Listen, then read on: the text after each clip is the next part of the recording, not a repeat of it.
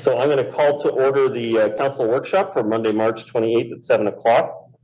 Council, there's been an agenda that's been circulated. Are there any errors or omissions from the agenda as presented? Hearing none, will someone move adoption of the agenda? Moved by Jim here in the chambers. There's second. Second by Councillor Murray. I'll call the question on the matter. All those in favor? Contrary minded? Motion carries.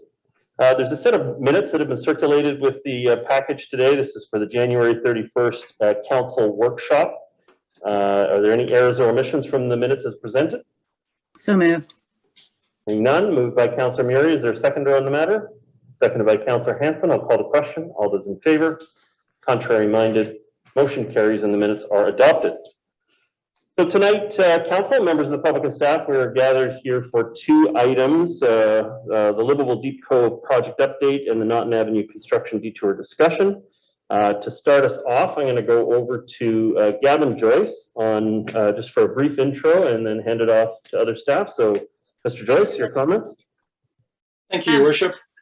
Oh, Councillor Curran to speak. Yes. Just before I get going, Councillor Curran, you had a comment? Yeah, I'm just recusing myself because I have been previously recused from this. So I'm logging in to log out, but I am recusing myself because I own a business on Gallant Avenue and it could be perception of a conflict. So You are recusing yourself on both items 3.1 and 3.2 because of that conflict. Is that correct? Thank you very much. All right, well then, have a great evening. Okay, thanks. Over to you, Mr. Joyce. Thank you, Your Worship. Good evening, Mayor and Council. Just before I turn the floor to Aaron, Aaron's got a few slides to introduce both topics this evening. This is a returning item. And, you know, be honest, Council, based on the last discussion with Council, staff have taken a big step back here. We heard a lot about what was going on in the Cove. And so the council or the staff report you have in front of you really is an attempt to broaden that context of the initiatives we've undertaken in Deep Cove, which is an ongoing active project, and my belief it will continue to be ongoing active progress. But if you look at the staff report, you'll see some of the methods with council support in the last couple of years: banning large buses, expanded RPO, time limit parking, more ranger presence, bylaw enforcement, reader boards, use of the school parking lots. Lots of changes as we try to meet the demand in the ever-growing demand for the Cove. And this council recently with e-bikes and pay parking returning will continue to move along that spectrum. So I wanted to show you what we're doing in the context of Deep Cove and initiatives that we've been taking. But that doesn't mean we can't work on other things. And the Livable Deep Cove, which is really renewable of that Gallant Avenue block, if you will, a renewal of the infrastructure, the tired old infrastructure that's down there, and the grant funding that we have of $3.3 million. But it's imperative we look to move on this to exercise that grant funding. And what that means is that we look to design. First, we do engagement, that we move after tonight's meeting to engagement with the public, and we look at finishing off the design so we can complete the design in 2022 and complete the project in 2023. So I'll ask Aaron to take the floor now with some slides, walk through to hopefully give council a better comfort level about what has been done in the Cove. I know it's not there in the minds of some councillors, but it is an ongoing process. It's ongoing now. There's a continuation on those works. But it's my belief, council, and my recommendation, we can't stop work on those projects as we continue to work on the lower block of the land. So with that, we'll start with the first one, Aaron, and I'll turn the floor over to you. Great, thank you very much. Evening, Mayor and Council. I will just share my screen here. Get the PowerPoint rolling and hopefully it works. All right, are you seeing the first slide? Yes, I am. Perfect. Okay, I just need to move things around a bit on my screen. Just give me a second. Oh, no, I need to move you folks over to there. Okay, I'm ready to roll. Thank you. All right, good evening. We last discussed the Livable Deep Cove project back in July 2021, just before the summer break. At the time, Council resolved to bring this project back for further discussion about how how it fits in with other initiatives in the district and what the district is doing to mitigate ongoing concerns in Deep Cove around parking, access, and circulation. Staff are here tonight to provide you with a broader context and a revised concept for the renewal of Lower Gallant based on previous feedback. Now that the Gallant Storm Sewer Replacement Project is nearing completion, our goal is to move forward with this project in order to take advantage of the $3.3 million grant received last year. The COVID-19 pandemic increased the need for outdoor space, particularly in popular summer destinations like Deep Cove. In response, the district installed a temporary pedestrian area on Lower Gallant in August of 2020. The pedestrian and seating space proved popular, and based on positive feedback from the community and businesses, the district took the opportunity to secure a senior government grant for $3.3 million to make this space permanent. Shortly after the grant award, the district launched a public engagement program inviting the community to provide their thoughts on draft design concepts that to varying degrees improved pedestrian safety and expanded the pedestrian space on Lower Gallant. The majority of respondents to the survey indicated they wanted a full renewal of the pedestrian realm on Lower Gallant. The provincial government extended the grant timeline by 2 years to December 2023, which provided the district some flexibility to wrap up the Gallant Storm Sewer Replacement Project on Upper Gallant before moving too far on this project. However, to meet the new timeline, the design must start this construction starting early in 2023. While planning the improvements to the pedestrian realm on Lower Gallant, it's important to recognize the broader context and how it fits in. Over recent years, Deep Cove has become a very popular tourist destination during peak and shoulder seasons, which causes local concerns around traffic congestion and parking shortages. These aren't new and were studied and deliberated with the community in 2015 during the Deep Cove Dialogue and resulted in the Deep Cove Parking and Access Implementation Plan. Council of the Day implemented several mitigation measures stemming from that plan, such as expanded resident-only parking and time-restricted parking on street, as well as in the Panorama Park parking lot, banning of large tour buses, leasing of the local school parking lots for overflow parking, increased bylaw enforcement, enhanced traffic control and ranger presence, better communications, and more recently, time-restricted parking along Rockcliffe Road and in the park parking lot near Banbury. Looking forward, there's a number of upcoming initiatives that will also contribute to mitigating the ongoing parking and access pressures, such as planning for the eastern section of the Spirit Trail, which will terminate in Deep Cove. Further implementation of the on-street parking policy in the Deep Cove area, improved sidewalks and pedestrian crossings to better connect local neighborhoods to the village core and to overflow parking lots, expansion of the e-bike share pilot, and pay parking lots.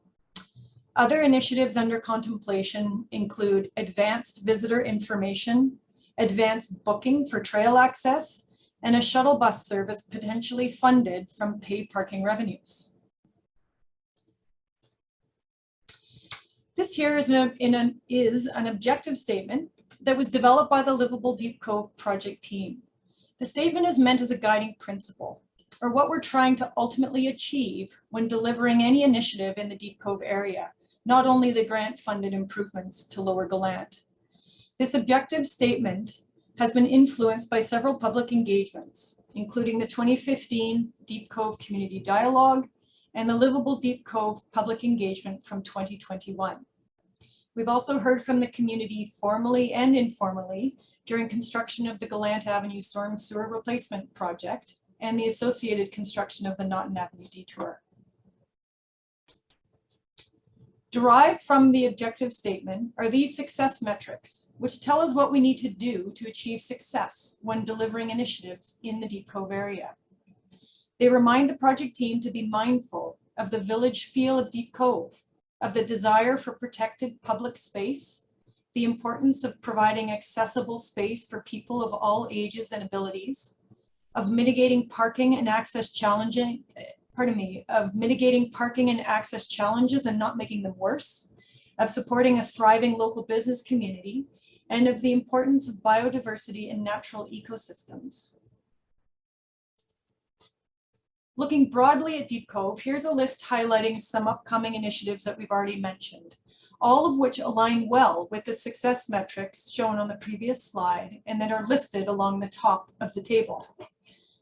Possible expansion of the e-bike share program and enhanced transit or shuttle service to Deep Cove would also align very well with these metrics.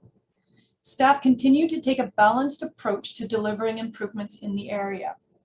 If these initiatives here are considered and delivered holistically along with renewal of Lower Gallant, they are more likely to allow Deep Cove to retain its unique identity, making it a more livable community for residents, support a successful small business community, while also respecting the natural environment. Let's now focus in on one of our two topics for discussion tonight, the Livable Deep Cove project. The federal provincial grant requires that the following elements be included in the project scope: create an expanded and protected public realm, renew sidewalks, street trees, street lights and surfacing, and install rainwater management features. The infrastructure on Lower Gallant is aged. The street lights are at the end of their service life and the sidewalks are heaved from tree roots. Now that Upper Gallant and soon the Panorama Park Plaza are refreshed with new sidewalks, pavers, street trees, and street lights as part of the Gallant Avenue Storm Sewer Replacement Project, it's an opportune time to also update Lower Gallant and formalize the successful protected pedestrian and seating space while using grant funds. After receiving feedback from the public and council last year, we scaled back the full renewal concept. Here's a rendering of the revised scope of work proposed for the project. It includes a modest yet full refresh of the aging public realm and will be designed to blend in with the newly reconstructed Upper Gallant and the Panorama Park Plaza. This concept still incorporates all the required project elements, including flexible pedestrian space and new surfacing, sidewalk, trees, and street lights, and also green infrastructure. The project team will present the detailed design to the community through a mix of in-person, if permitted, and digital tools, potentially including a public open house and/or neighborhood pop-ups, with opportunities to provide feedback to the design team. In order to take advantage of the $3.3 million grant, renew the aging infrastructure, formalize the temporary pedestrian space, and include allowance for an appropriate public engagement period, the design needs to start this spring. This timeline would see construction starting in early 2023, which provides the best opportunity to minimize construction impacts to businesses and residents during the height of the busy summer season. Construction is anticipated to take approximately 6 to 9 months.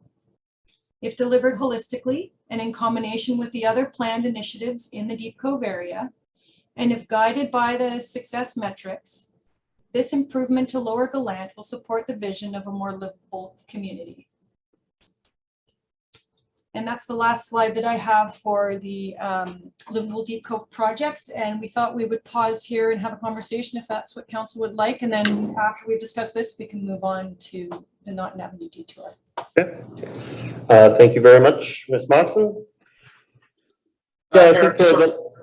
Yes, go ahead, Mr. Joyce. No, I was just, Your Worship, I was just asking Aaron to collapse your screen so we can see council. That's fine. Thank you.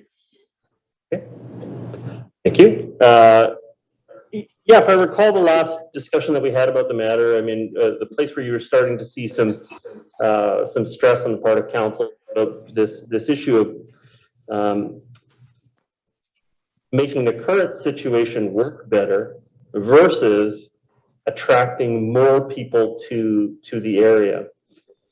One of the problems that we have down in Deep Cove is that the peaks are too intense. And so there's a tremendous number of people trying to get into the space during a very limited window of time, you know, your sunny Saturday, you know, and we end up with completely overwhelming the parking capacity, completely overwhelming the spillover and overflow areas.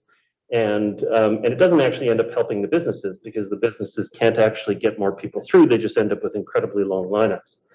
And, so chatting with some of the businesses down there, one of the suggestions, just as an example, was that instead of having our concert series on a Friday or Saturday night, that we push it to a Wednesday or a Thursday night so that we're spreading out the peak and making it so that they're busier in different hours, and rather than just keep adding intensity to the areas that are there. And I kind of view this whole project in that lens, where we're trying to make it so that the space works better and assists our merchants, but also doesn't in the end make it so that it's there's more people attracted to the area in general. I want more people to be attracted to the off-peak periods, and rather than having us have a more intense peak period, if that can be avoided. And so, I see some of the things in this plan. I see the, I want to keep the space as flexible for us in future as possible. And so when I see hard built things like the rain gardens or the bollards all over the place, I go, are we limiting our future flexibility? I kind of wanted this to look as much like a plaza space as it can be. And so, as we go through the workshop, really want to encourage council to share their views on the project. Our natural inclination when you see a project that's got $3.3 million funded going towards it is that the inertia is already there and it's going to be hard to make changes. I just want to restate again that this is, there isn't a consensus on this at this time. This is up to the council to make some changes. And I also don't see us just simply returning to regular meeting of council and moving ahead. I get that there are some time constraints, but I think we have opportunities to do deeper levels of consultation with the community. However, I think that we should probably be coming up with a plan that's effectively a straw man, where we put out there what we think is supportable in the community and then have the community comment on it in this case. So looking forward to the comments tonight and dialogue. I hope that it leads towards a longer term communication with the community on it before we actually set in stone what we want to be able to do forward. I did have actually one question before I pass the microphone on to Ms. Moxon. $3.3 million is the is the budgeted amount, or 3.6 potentially. There may be some cost overruns beyond that scope. But if we came up with something more modest, what flexibility, transportability is there on the grant? Is it confined to that 100 block of Gallant? Is it the kind of thing that we can do some improvements for the spaces that access the waterfront slightly to the east? Is it something we can move around with a little bit of flexibility, or is this pretty prescribed? It must be for the streetscape space in this 100 block. Gavin, you've got your hand up. Do you want to respond to that? No, actually, I'm going to let you respond. See how you do, then I'll come in later. What I would say to that, Your Worship, is that this was a COVID-related grant program. So I think we need to demonstrate a certain amount of improvements to public space, to provide more space for public, for safe gathering outside during a pandemic. We can always approach them to see if they would allow for some scope change. I don't think that's beyond the realm of possibility, but I think there's probably limits within what we would have to work within. Okay, well, we'll have to explore that as we go along. Mr. Joyce, your comments? Your Worship, just to add to that, yeah, we've had success in the past. If the scope is somehow reduced, as far as the government's concerned, the money is spent in essence, it's been earmarked. So if we can tie it to an active transportation file or a bike connection or something, not wildly outside the area, but in a connected point to the area, then most certainly we can expand the scope and use the funds around the Deep Cove area. Yeah, just if we had the flexibility to say you use it in a triangle from Lower Gallant to Panorama back over to the kayak shop, but use it for exactly what it was set out to do, improve active transportation, then I think that we need to know that flexibility before we try to set this in stone, because we may be interested in expanding it beyond the space. So thank you very much. Councillor Murray, your comments. Thank you, Mayor Little. Yeah, just on your last comment, I would completely agree. I mean, and I think Ms. Fagerlin has just piped in on the chat, suggesting the kayak area and the accessibility, or rather inaccessibility over there, which has been a disaster for years. The slope of the park heading down towards the pathway in front of the kayak shop is eroding. There's no place to wash kayaks, so when people come and hose them down, the gravel is moving across the paved area into the ocean. You know, it's not wide, it's not very accessible. The bathroom situation in Deep Cove is atrocious. I was sharing with the mayor that my 85-year-old stepmother had come on a little bus trip in the seniors home in which she lives in, and a lady on the bus needed to use the facilities, and they basically had to use, they went in close to a park and went behind into a forested area because they couldn't, where the bus was parked in Panorama parking lot, they couldn't get down on that steep hill quickly enough to the bathrooms in the park because they're so far away. And, you know, it's things like that. We're trying to make it look good, and we're not really, in my opinion, thinking about the function. For instance, the pavers, another example. My father lived at Tapestry at Westbrook Village, a very up and coming area off the boundaries of UBC. And the entire area is paved in pavers. Deep Cove has had a bad experience with pavers where the little fountain was. They would heave, they're very, very slippery. And upon taking my dad to his bank on Westbrook Village Mall, he actually hugged the side of the building. He was 91. He had to hug the side of the building because the pavers were framed with cement, and he couldn't, his challenges with mobility didn't allow him to actually slide his feet on the pavers, but he could on the smooth concrete. And the trip hazard, he hated walking on them because there were trip hazards. And I see the entire area of Lower Gallant being done in pavers. I completely share, and I worked on that street for 10 years, right on Lower Gallant at Goodman Studios. And the rendering that's included in the report is, you know, from the widest part of the road. It's up at Upper Gallant where it meets Panorama. The inability for us to remove those cement planters that were part of the building when it was redeveloped. And it was done that way because it had to provide wheelchair access into the buildings. Arms reach, the gallery, the studio, we need to have wheelchair access. And because the developer wanted a certain height, they sunk the building below grade, and then they provided these ramps, which meant they had to put these retaining walls in with these planters that have never actually had any planting in them, except possibly the one closest to the gallery, because the ladies there are gardeners and they've looked after it over the years. It gets very narrow in there. I completely agree with moving the lamp standards or replacing them.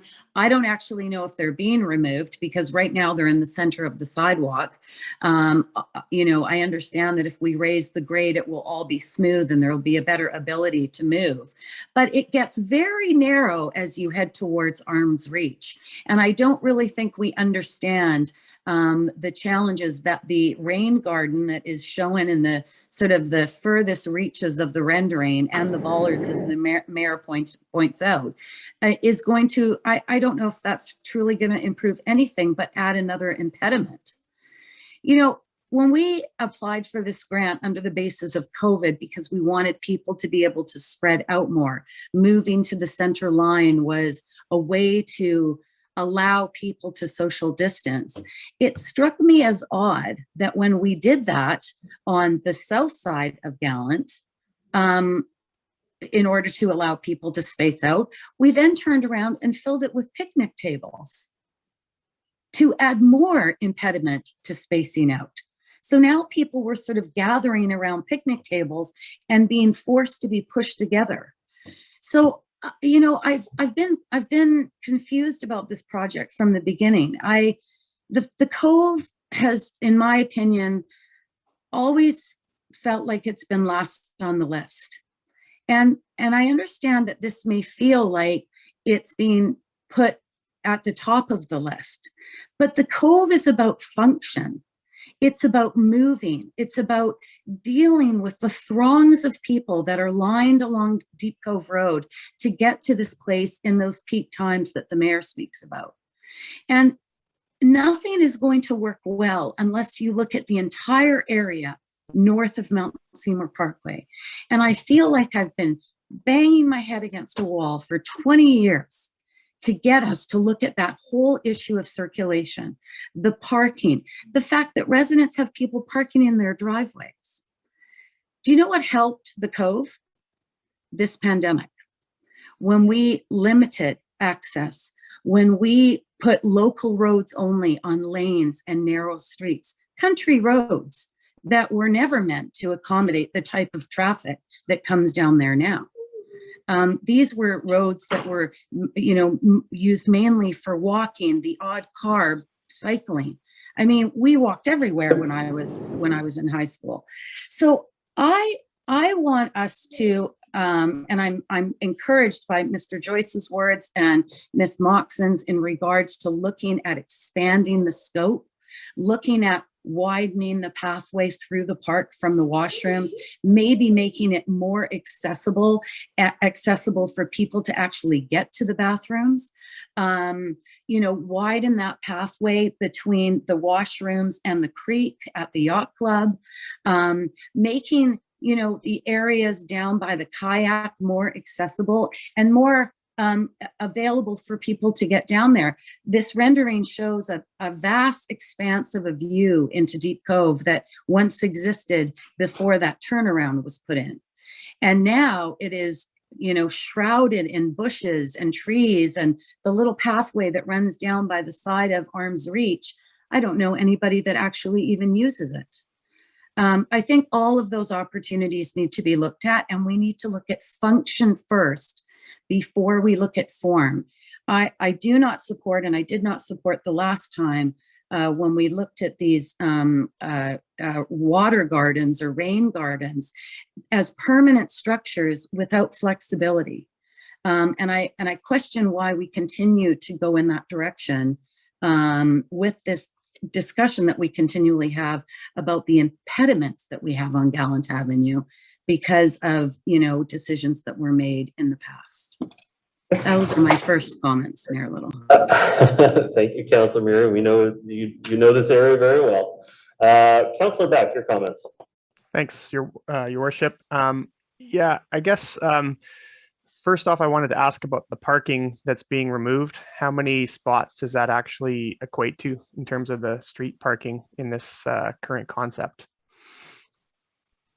Sure, through your worship, I can answer that question about the numbers here. So pre-pandemic, where we implemented the temporary pedestrian pilot area, there were 22 parking spaces available on Lower Gallant, so north and south side.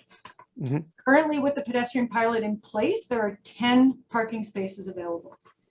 This proposed livable Deep Cove concept, assuming we took all the movable bollards and pushed them towards the sidewalk to maximize the number of parking spaces, we're looking at 19 to 20 parking spaces. So we're losing 2 to 3 parking spaces. And I think it's quite clear it would be those rain gardens that are there.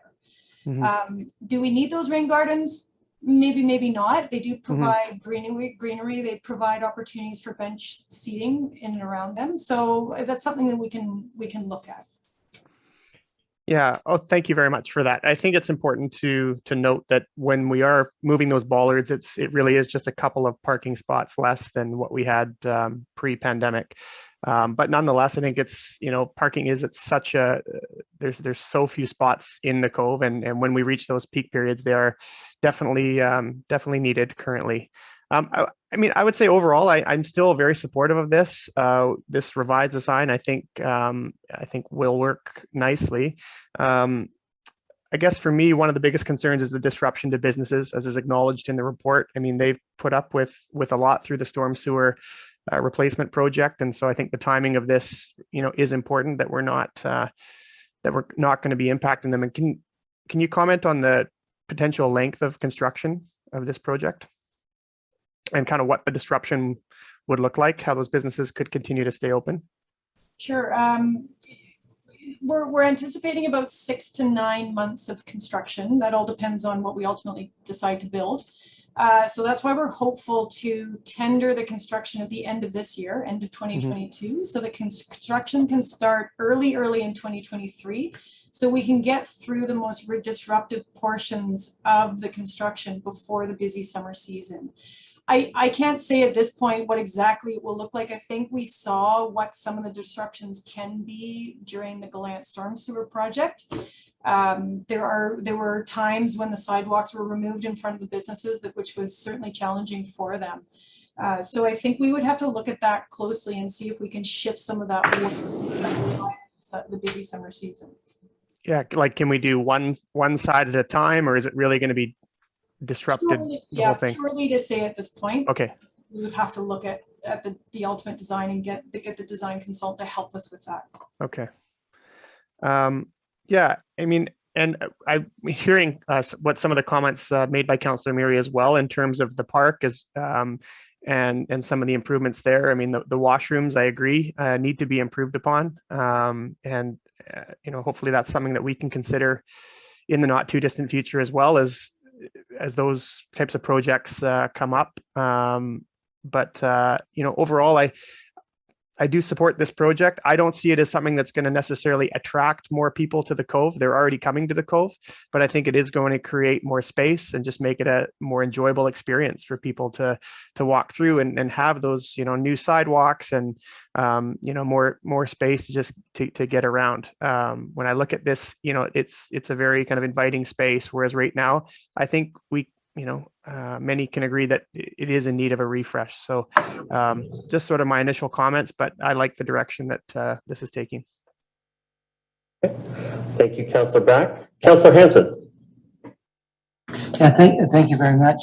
Let me start by saying I do fundamentally share the concern that Councillor Murray set out, that we're, just to quote, trying to make things look good, but not concerned with the function. And I like Councillor Murray, I have been ambivalent because I don't necessarily see this project addressing the most pressing issues for residents in the Cove, which are the congestion, as Mayor Little talked about, at peak times, parking issues, and the fact that there's been a lot of disruption in the Cove already, the culvert project, the Naughton issue, and so forth.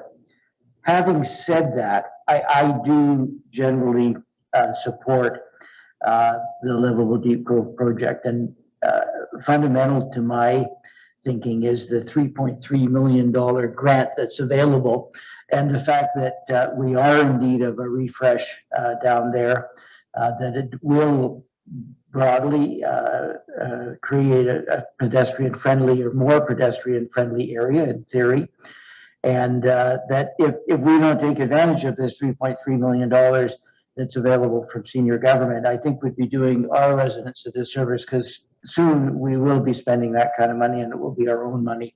And so I think it's imperative that we find a way to make the Livable Deep Cove project a success. With that said, if we are going to make it a success, I think we really need to focus on engagement. I listened with great interest to Councillor Murray's comments. She spoke for 12 minutes, and all of it was very informed about Deep Cove, which reminded me how there are a lot of people who have a lot of very specific knowledge, which I think needs to be shared and in a town hall. I would very much like to see the consultations that take place be in person. I like the idea of some kind of proposal being put forward that the public can very specifically comment about the people who know this area best. So with that said, I do support the project. I don't see it as being the salvation to the Cove, but I think we owe it to the community and to the district to take advantage of the funding. And at this stage, I'd really like to focus on the engagement and make sure that we get the best ideas possible so that as much as possible, we can combine better function with making it look good. Thank you very much. Thank you, Councillor Hanson.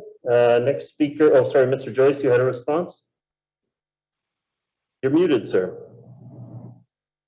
Just to comment on the previous four speakers, actually, my experience is once you go in and you start looking at a project like this, and we do have the $3.3 million, the feedback we get from the public and the feedback we get to council, often we use part of our capital works program budget as well to make some of those changes. So in other words, we hear input from the public, we hear input from council. Councilor Miller spoke about a pathway. Those type of smaller projects, sometimes even out the scope, are captured within our capital works program, and it gives some staff some direction on dealing with that. And we're likely to hear conversations about garbage receptacles and pathways and other things outside of Lower Gallant, and we can address those through some of the capital works programs that I have. Yeah, and I think, and wayfinding also among it, because the public washrooms are not too far away, but it is in sketchy weather, and plus, frankly, people who are visitors to the Cove just don't know where the public washrooms are. So some of it is also wayfinding, but the other piece that I'm seeing a lot, I remember, I don't know, Councillor Mayor, if you remember, we did the review of the streetscape of Gallant. I want to say it was probably about 07 when we were looking at just, you look at the cross section of the sidewalk, and as you go down Gallant, this was also in the upper block, there was, you know, a fire hydrant and a lamp post and a bench and a bike rack. Well, when it's loaded full of bikes, it blocks the whole sidewalk, and we went in and we changed the guidelines to try to make it so that there was less furniture, as it were, stuffed into the sidewalk corridor, because it was really impeding access through the area. So, you know, I hear Councillor Hanson's comments about, you know, a town hall of some sort, but I think what was really important when we had the discussion back in 08 was we referred the matter to our advisory committee on disabilities issues. And they went through and also reviewed it from an accessibility point of view, making sure that people can still get in and out of the buildings, making sure that the right materials are being used. I've heard the same comments that Councillor Murray made about the pavers being very problematic for persons with disabilities, huge tripping hazards in the community. And so maybe something that is a surface treatment that is may not be the prettiest surface treatment, but if it's going to be lower maintenance in the long run and also potentially safer for people moving through the space, that we definitely need to consider it here. The other piece I was going to add from the first time I commented was on cyclists. There are some cyclists in the picture there.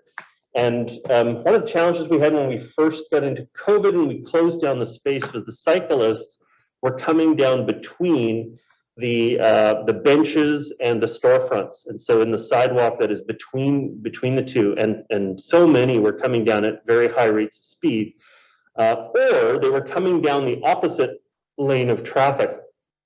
And so we need to take a very active cycling management role in this.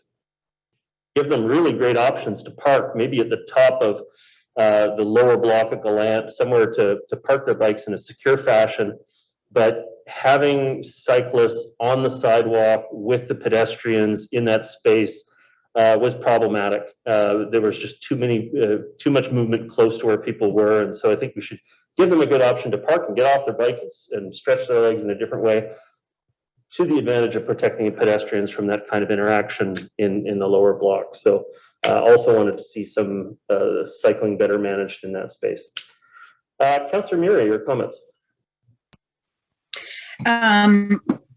Yeah, I think road cyclists just don't let go of their bikes. You know, they're super expensive bikes, and they're going to get off and they're going to grab a coffee and maybe a snack, have a sip of their water, and then they're going to head back. They're short-term visitors. And, you know, I think we'd have to talk to the cycling community about how we could accommodate that, if we could ever accommodate it, or maybe, look at it in a different way rather than accommodating a parking lot. I think we put a valet in last summer, and I'm not sure it was that successful. So I think we've already tested that concept, and I think, there's a way to just say, we say, dogs on leash on trails, and, you can't do this and you can't do that. We can't accommodate everybody in one space. I wanted to get us to really think about this, and I absolutely think and agree that we need to use this money. But this money was put out because of a pandemic. And, lucky for us, it happened just when we needed to replace a massive pulp because of climate change. This community has been through a lot, and they're tired. And business wants to just maintain their patios for this season. They want to just everybody just wants to try to get back to some sort of normalcy. Mayor Little, you talked about the concerts in the park. Wouldn't it be nice if we could actually go to one? Wouldn't it be, we haven't been to a concert in the park for a long time because of the pandemic and because the park's been ripped up. Wouldn't it be nice to have? I would implore us, Mr. Joyce, Mayor Little, Mr. Stewart, and Ms. Moxon, as a former employee of the provincial government, to go and say to the provincial government, we need a break. We get that there's a time limit on this money, but haven't we all been through enough? Can't we take a step back, really give this a good thought, have some meetings with our community, talk about sort of these extra outlying issues in regards to the traffic circulation that impacts everything in the Cove, and look at, asking for a delay or a bit of a give on the timeline of this money being used. I just think 6 to 9 months is an awful lot to ask a community that just kind of wants to get back to normal and use their neighborhood, instead of having another massive construction project.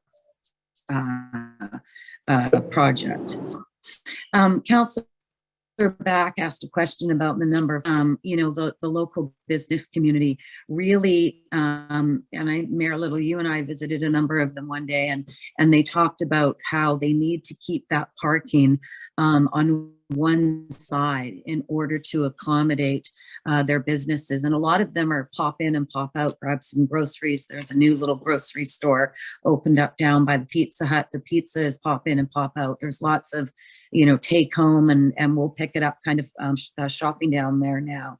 And so parking has always been an issue. There's never enough. And it's one of the reasons why the local community found it difficult to be able to support the businesses because of the parking challenges over the years. They couldn't get there. Not that they could, parking might have been something that they may have found, but at times they couldn't even actually get to the Cove because there were so many cars going down there. So I would really like us to, under the circumstances, we needed to replace that culvert. That was absolutely mandatory. And then the pandemic again impacted us. And can we not ask for a reprieve in regards to this deadline? Because the money is obviously very helpful, but there's a lot to think about still.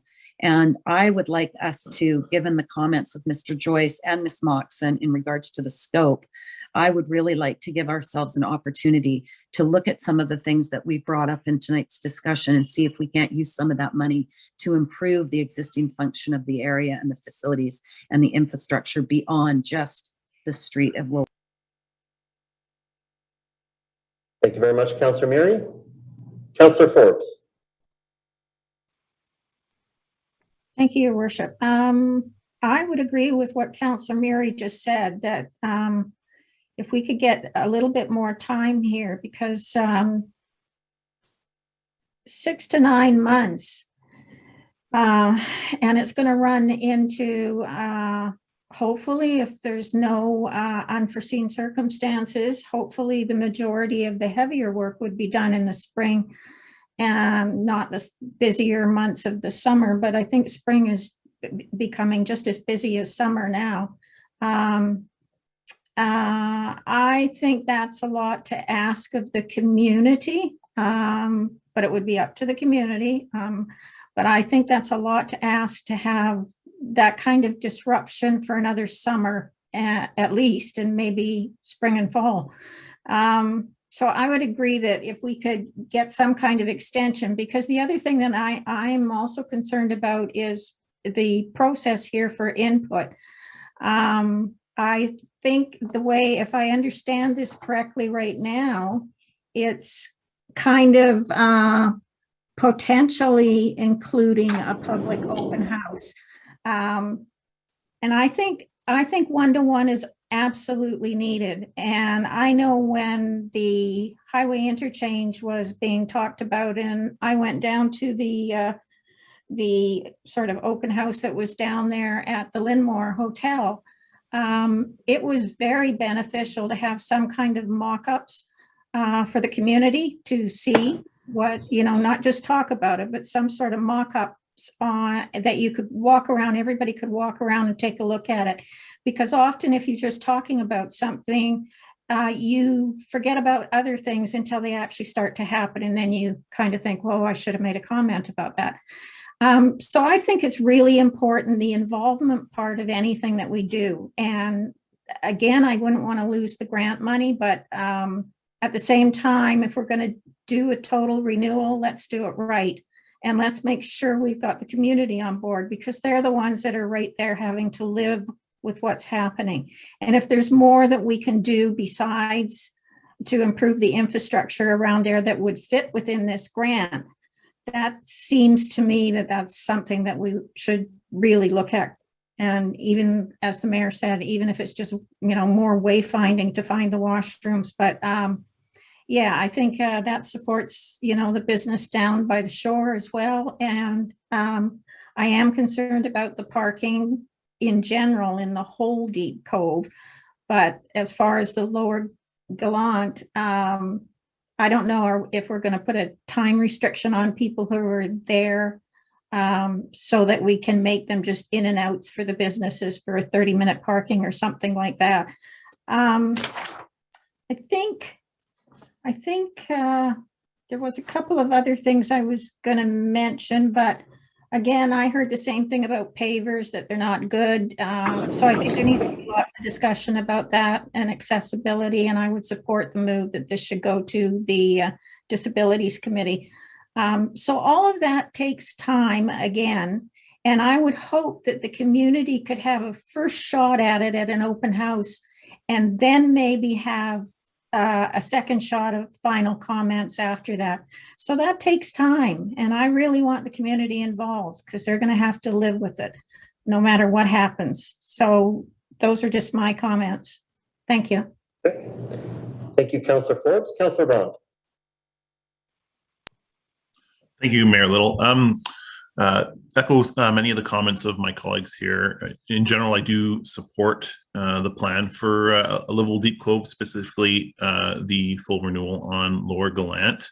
One thing, and I went back prior to this meeting, I went back to the July 2021 workshop that had the over 200 pages of public input and public engagement.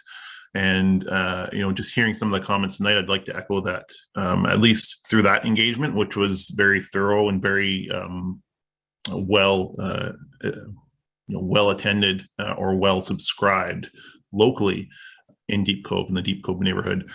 Pedestrian accessibility was the most important of the potential changes, and a full renewal was the most desired change. And so I think as we're going through future steps of public engagement, one thing I'm always not wary about, but people like to engage in different ways. And some people in the community like to say, give their input in a very broad standpoint. Yes, I like a full renewal. Yes, I want more pedestrian accessibility, but they don't necessarily want to be re-engaged about specific details about whether there's certain benches or certain planters or the location of those. And so sometimes as we have to be cognizant that as we do continue and continue more refined engagement, that the reflections of those engagement will tend to reflect the opinions of people that have a very specific interest in certain parts of the design. And so I think it's always good, say we do, when we go out with the engagement again on this, it's just check in with the people again and say, you know, you told us this, you told us you wanted pedestrian accessibility, you told us you wanted more flexible outdoor space. Are we getting it right? I think that's really important. And so I think, you know, on this plan specifically, as much width for the sidewalks that we can get as possible is important. That helps with accessibility to and in and out of the businesses. It gives more people the room, whether they're queuing or moving on the sidewalk. That's important. And as much of the flexible space as possible is also important, because as we know, should this go ahead, it's going to be this way for a long time. And, you know, 30 years ago, 40 years ago, whenever the last time Gallant was significantly redesigned, there probably wasn't road bikers biking down there on a Sunday to have an espresso at the coffee shop and doing that. So, or maybe not in the same volumes as there are today. There were mountain bikers. There were mountain bikers racing along Gallant. That's what was happening. Doing wheelies during Deep Cove exactly. days. Yeah. There was a bike shop right there, right? There was a bike shop, and it was one of the only bike shops. So everybody came down there. Yeah. There was probably more bikes, just different kinds. Different kinds of bikes. And so I think the flexible space is really important because we can adapt as the needs and as the desires in the Cove. Businesses may change, trends may change, people may want to enjoy those spaces in different ways. So I think maximizing the flexible space really future-proofs the opportunities for people to live and use that space in the future. So I don't have any really specific comments about the details of this design as it's presented, but checking in with people, making sure that we're acknowledging that they already gave us a lot of feedback. The community has given us a lot of feedback and a lot of direction already, and making sure and just checking in. Are we getting it right? You know, is there enough room on the sidewalk? Are there enough places to sit? You know, is it easy enough to move around and get in and out of the businesses like you told us? Are there enough places for informal gathering? Because we heard all of that. We heard a lot of that throughout the previous engagement a year ago. And I think the most important thing is to honor all that engagement that's already happened and check that we're getting it right. So those are my general comments. Okay. Thank you, Councillor Bond. And again, that flexibility piece. I remember when we used to host Deep Cove days down there, we would actually shut down the upper parking lot for food trucks or a couple of amusement rides or whatever, maybe rather than losing a dozen parking stalls during an event up there, possibly 20 or more actually, parking stalls up there during an event, maybe this space can be, if we're retaining the flexibility in this space, we can move some of that over to this space rather than taking over that during an event. But I do think flexibility is key. Councillor Forbes. Thank you, Your Worship. Just to go back to what I said about visual boards for people to look at in a face-to-face type meeting, I'd just like to ask, I was confused when I was looking at this report. On page 25, it listed 6 elements that would be included in the project scope. And then I was trying to tie them to the numbers on page 26, and page 26 had 1 to 7 numbers. So just going forward, I'd like to request that when we do this kind of a report, I don't know what that 1 to 7, if it is tied to the 6 on the previous page, or if they mean something different. Could we get a legend that would tell us what those numbers represent? And if we do like storyboards for a townhouse meeting or a townhome meeting, not house, could we make sure that if we do this kind of a picture or map, that we really label it really well for people to understand? So I guess that's sort of a question. Was the numbered items on page 26 connected to the numbered items on page 25? If staff could let me know. Through your worship, no, they're not. So very good point, Councillor Forbes. They do not match. There was a legend, but we just kind of cut it out to keep it on the page. It's as simple as that. Of course, if we had storyboards in a town hall, yes, we would have that, the appropriate legend that of course would go with the numbers. So yeah, sorry for the confusion there. It's a fair point. Okay, thank you. Thank you, Councillor Forbes. Mr. Stewart, you put your camera on, which caused me to think, maybe this is the time to check back in with staff and see what you've heard from the workshop so far and how we're going to incorporate it going forward. Yeah, your worship, I'm hearing there's no consensus in the community. There's no consensus on council. We should just shelve this thing, do a little more work on it.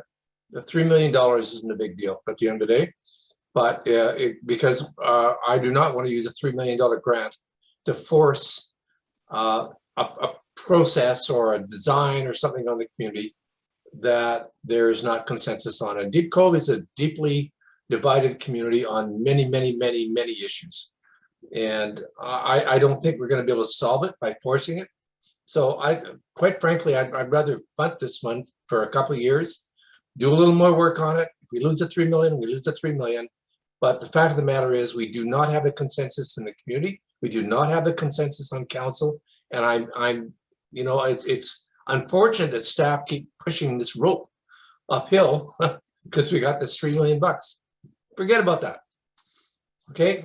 If we need to recreate Deep Cove, we need to do that in a whole different way than what we're trying to do it just because of a $3 million grant.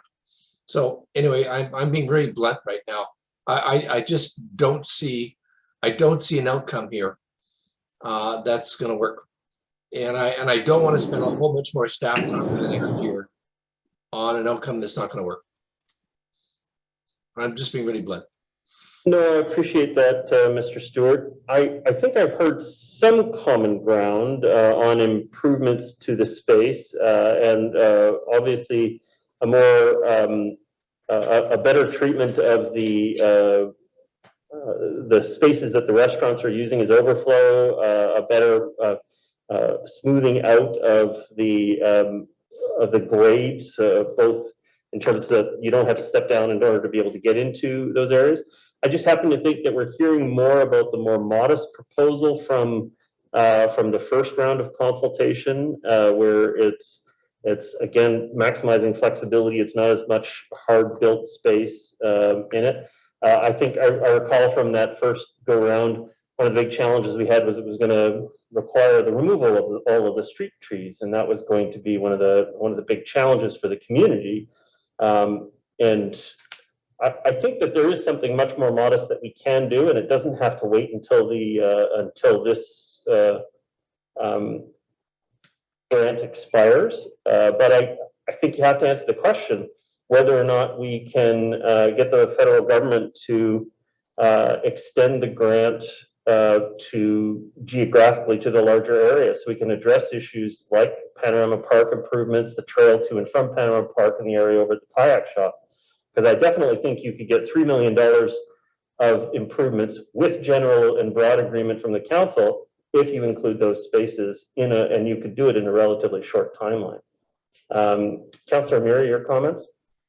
Well, maybe we should ask Mr. Joyce what he heard, because I'm with you, Mayor Little. I think that I heard that we have, there is definitely some common ground with the comments around the table. And this just needs to have some finessing in regards to the timing of it because of what we've just been through. Those are my loud dogs playing with their ball right now. Sorry, everyone. And just some of that sort of middle ground in regards to that more moderate approach on, being able to use that public space on Gallant in the best way possible, given some of the impediments that we can't ultimately move because they're part of private buildings.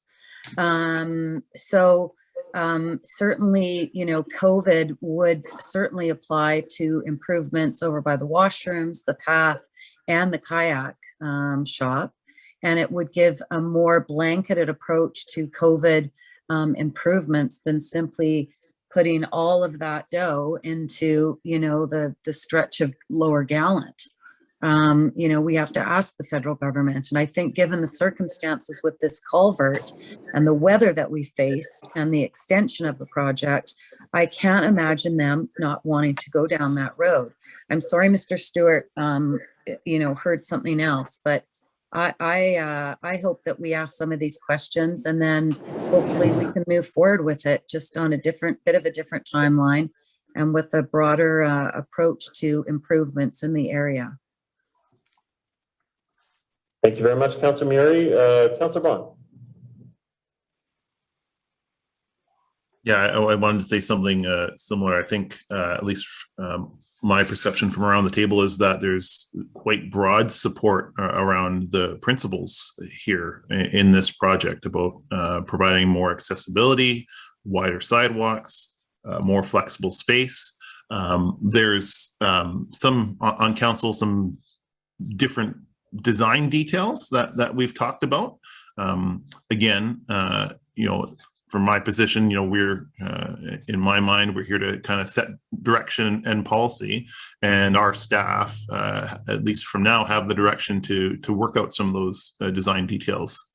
Should we choose to do that with the community, I think that's important. I also think that I do think it's important for council to make a decision to move ahead or not. It would be nice if the federal government allowed us to use some of this money to do some other things, but I don't think we should necessarily hold our breath and wait for changes. It's good to ask, but if they don't, that's something that we can do as part of another project. And I think Mr. Joyce mentioned that, there's probably a lot more work in accessibility and pathways and staging for, around the kayak area that was mentioned that can and should be done to improve the situation in Deep Cove. But I wouldn't want to hold our breath for the federal government to maybe allow us to do some of that. We can do that at any time council wants with direction to staff. And so I do think it is important to make a decision. We have a lot of common ground. There's some design details that need some further work and some consultation with the community. But in that first survey that was done last year, the full renewal option was the most popular option in the community. People weren't concerned about the street trees. The most popular option was removing the street trees and replacing them with new ones. And so I think a lot of the, going back to that feedback kind of grounds us in that this is a good project. There are some design details to work out with the community, but it's broadly supported. The full renewal option had 2/3 support of those surveyed, whereas, when those same people were looking at the modest option, it was around 45% support, and at the minimal option was dropped down to 20. And so I think there is broad support in the community for this project, and that we should move ahead to design and note the concerns around timing and what's going to work best. So, okay, thank you, Councillor Hanson. Yeah, thank you very much. My comments are of the same vein as those that have come prior to me. I think there is support at the council table to try to move ahead, take advantage of the $3.3 million in funding. And what we have done today is very appropriately raise some sensitivities about how to maximize the value from that work, and also the fact that timing is unfortunate in view of the culvert work that's being done and the Naughton detour and just the disruptions in the community. But I heard everybody say that they want, I think it's everybody say that they want to try to take advantage of the $3.3 million, and that certainly is my sentiment. Perhaps it would assist if we could, Mr. Stewart, perhaps it would assist if we took a vote on some form, some kind of a motion that we do want staff to press ahead and seek to do their best with appropriate public input, with the holding of a town hall to take advantage of the grant opportunity and do the best they can to use it in a way that's constructive for the community. Thank you. Thank you, Councillor Hanson. Councillor Beck. Thank you, Your Worship. And not to repeat the comments that have been said, but I think it's important to add that I feel there's broad consensus as well and support for this project. $3.3 million it's not a small amount of money. I do think we should try to be taking advantage of this at this time. And while Deep Cove, I hear what Mr. Stewart's saying, Deep Cove can be a part of our community that is divided on many issues because they're passionate about their neighborhood. I think this is one that's probably not going to be the most divided or issue that brings about the most contention. I do think there probably is broad support, and I'm glad that Councillor Bond pointed out the amount of feedback that we've already received. But granted, it was before and I did see a comment that came up from a member of the public, but that feedback was from a time that was before the storm sewer project. That's why I agree with some of the comments that have been made around going back out to the community again. But I think we should be moving forward. I do think that in general terms, we do support the goals of this project. So that's my comment. Thank you. Okay, thank you, Councillor Beck. Councillor Forbes. Yes, I see consensus too on council.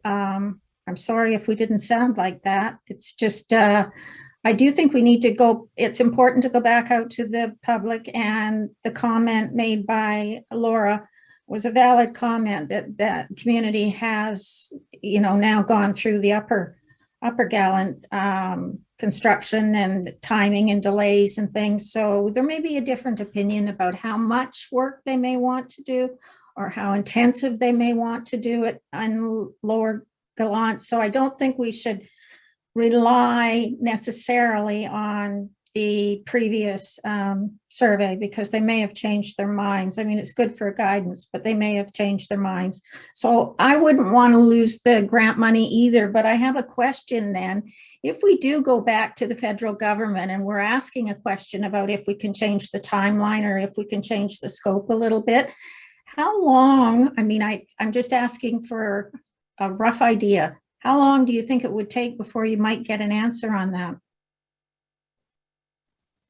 Mr. Joyce, you got your hand up? Through your worship, very quickly, because the answer would be no. This grant was COVID related, and the time frame originally was to be completed by December 2021. So we're looking at a 2-year extension. So I see very little opportunity to extend the grant. And I spoke of maybe changing the scope a little bit about under the DNB, the budget. But while I have the floor, Your Worship, I can say I do appreciate the CAO's comments because he's really refocused council here, which is different in the second go around, the first go around. And so what staff are here tonight for is really get council's endorsement, which is all you said in the second round, to take a design and go to public consultation. As Councillor Bonds rightly said, we've got lots of information that's come in, but we need to move now on this project if you're going to do, I'm not going to call it livable, but renewable of that block and the infrastructure. And we need to move with the design this year and have it completed by the end of next year. And if we mix it up with the broader issues, and this report tries to demonstrate to council we're working on all those issues, but they're not resolvable in that time frame, and they'll be ongoing. So rightly so, if we're looking at those blocks of the broader issues, we won't get to this. But if we can get council's endorsement to go to the consultation on the design side of things, because this is a workshop that's got to go to full council and then continue on to the design and hopefully get the work constructed in the following year and claim our grant money. And I did say, if what comes out of that consultation process, there may be other projects, wayfinding, sidewalks, whatever, that I would look at as part of our capital works program. But I agree with what council has said on the second go around. It makes sense to use this money for the renewable portion of Lower Gallant. Okay. Thank you, Mr. Joyce. Council, we've had a good go round on this matter. I get that for a formal decision, we're going to have to return to a regular meeting of council, but I think staff have heard a lot of new feedback tonight, and so they're going to have to go back and consider that. And so at this point, I'm prepared to move on to the next item of the agenda tonight. Okay, and so the next item that we have tonight is item 3.2. This is the Naughton Avenue construction detour discussion. Again, I'll go over to you, Mr. Joyce, if you have any opening comments on the matter. I do, Your Worship. Thank you. Again, Ms. Moxon presents a few slides for council's discussion. We did do, and we still have the original staff recommendation, but hearing council's discussion 2 weeks since, we've taken some of that commentary and come up with, I would call it a hybrid recommendation, if you will, that Ms. Moxon will present. Great, thank you. Welcome, Ms. Moxon. All right, just sharing my this works, it looks like.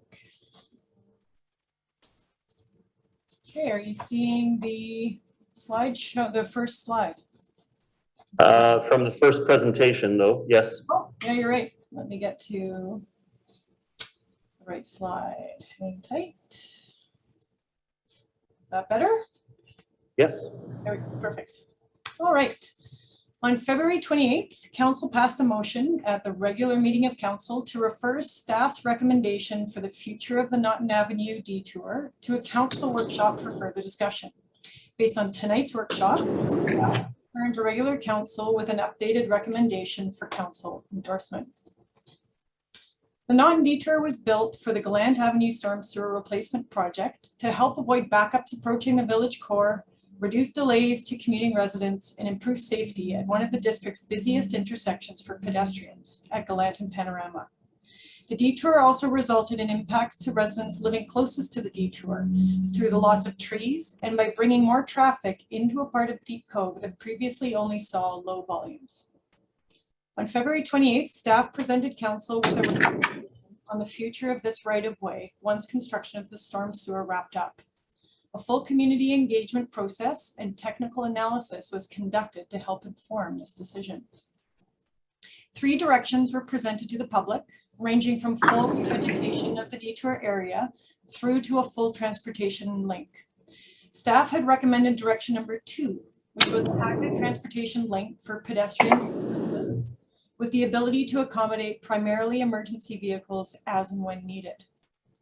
At the late February regular council meeting, we heard there were concerns around speed of cyclists. We also heard that we should carefully consider future potential access needs for this community, which struggles with parking and access management.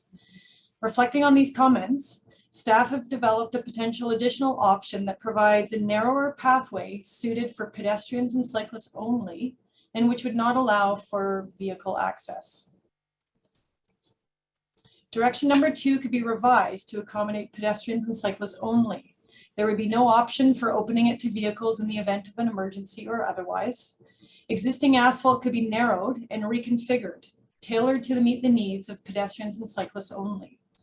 This option allows for revegetation and could also include hard features that encourage slower rolling, such as the bollard shown here on the City of North Vancouver's Green Necklace pathway. This option creates an alternative, safer connection into Deep Cove for active transportation users, allowing cyclists and pedestrians to avoid the busy intersection at Gallant and Panorama. This is the final slide of the presentation, and we're open to questions if you have them.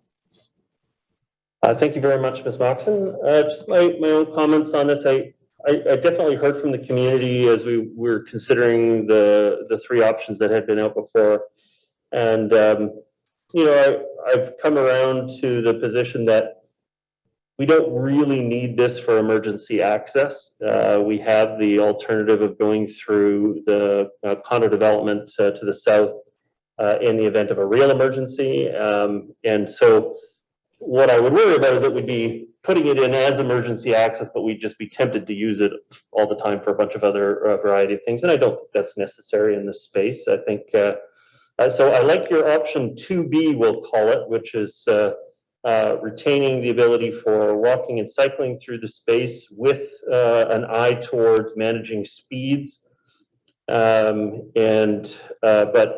providing that alternative for cyclists and for walkers throughout the community. And I recognize that we probably aren't, it's not as high of a priority to have that as an emergency space. We definitely did have 2 fires during COVID down in that space where Gallant was blocked because of where the fire hydrants are and how the hoses have to cut across the intersection.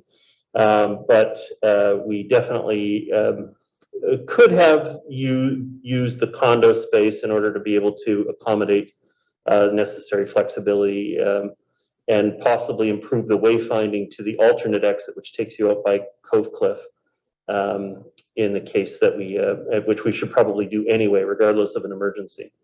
So I like what you presented as a 2B option, and I think that's probably where my support would be when this comes back to a regular meeting of council.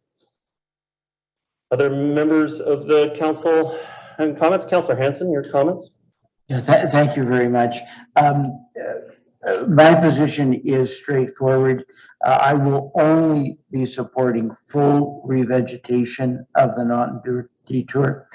I will not be supporting any option that involves putting asphalt in the Naughton Detour. And looking at those bollards, I can't see that the presence of that type of infrastructure is consistent with revegetation of the Naughton Detour. I believe, and for reasons previously stated, that full revegetation of the Naughton Detour is the only option which fulfills the initial promise made to the community with respect to the Naughton Detour, and also fulfills the will of the majority of the community with respect to the future of the Naughton Detour. So that will be my consistent position, and I will remain consistent to it. Thank you. Councillor Hanson, Councillor Murray. Thank you. So I think that if cyclists had to dismount to get around the chicanes, they would just go straight down Deep Cove Road to Gallant. Often most of the cyclists ride beside the cars. The cars have to slow down at the intersection anyway.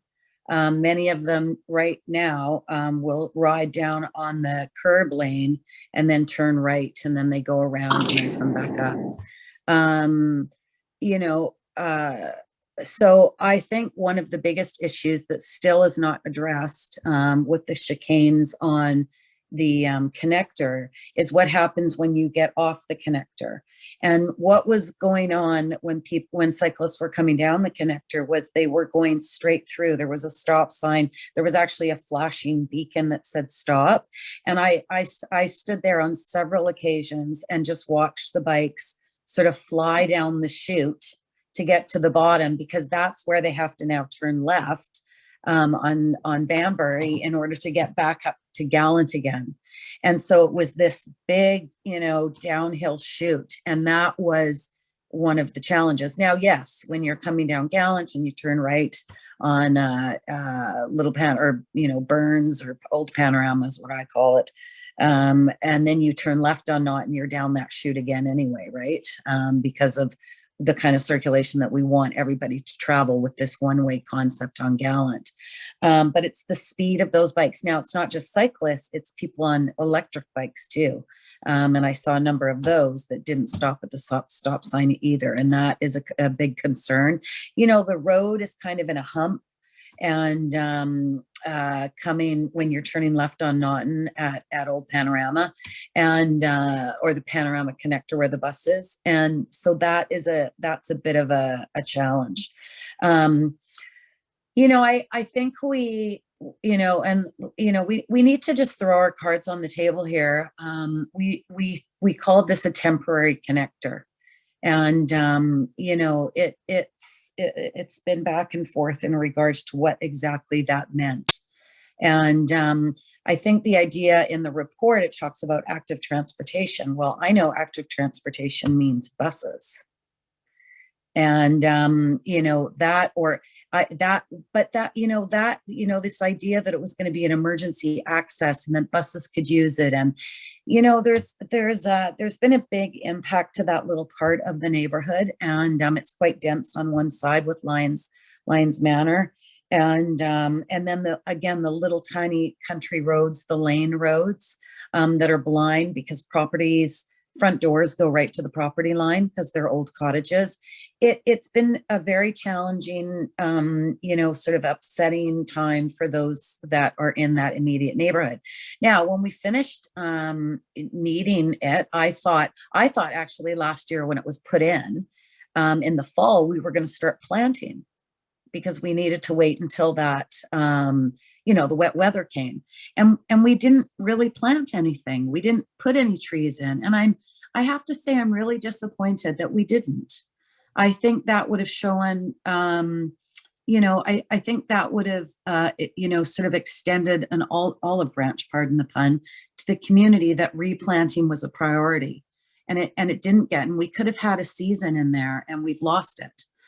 Because we didn't go in. And even if you did keep it, some sort of a connection, and I wouldn't have supported it for cars, but even if that's what the majority of council was going to do, why didn't we want to get a season in regards to planting in that area? I don't understand. So I don't think that's helped with the feelings in the community and the perception that some have. So I want us to plant. I want it to be a pedestrian connection. I don't know why we would chicane it only to and have to request cyclists dismount. They should just keep going straight. I think it's still dangerous when you get to the bottom, and you've still got an issue of traffic on a very narrow little road that is the only access for seniors into Lions Manor. Just so you know, the only driveway access points into Lions Manor are 2 access points off the space between Little Panorama and Burns. That's the only space. So that right there is a challenge, because right now the road, or it was one way, right? There was segregation in there, and now it would be returned. If it was a pathway, it would be returned sort of multi-accesses and more, more traffic into Lions Manor.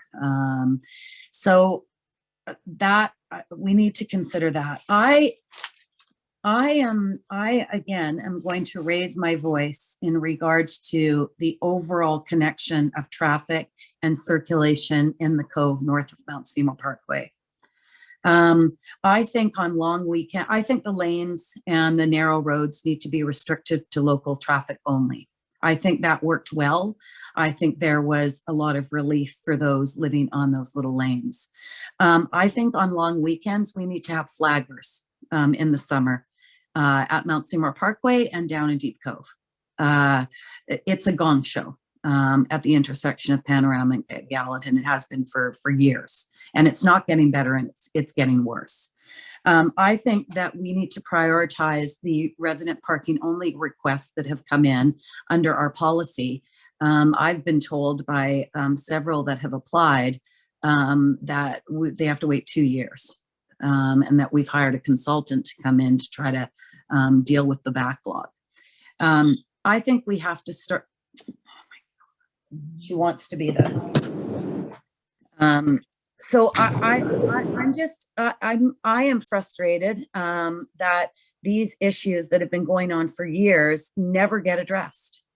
And so I'm gonna use this opportunity to try to get some of that work done, and request that staff bring back a report to council to tell us how you're going to ease the traffic. The suggestions that have been laid out in the report, they've done minor little improvements, but really nothing really has changed. There's still cars parking in people's driveways. There's still cars driving around and around and around in circles looking for the coveted parking spot that doesn't exist. There's still people stuck on Deep Cove Road that can't get home because there's a lineup to the parkway of people wanting to go down and hike Quarry Rock. And when we open it back up, after we fix the bridges and remove the trees and done all the stuff that we need to do, then what? So I want to use this as an opportunity to try to push that work and get that work done as far as circulation, and not just concentrate on this little tiny connector that was always suggested as something that was to be temporary. Okay. Thank you, Councilor. I will just say that I don't know that staff had the latitude or direction to plant when we hadn't given direction over the future of the connector.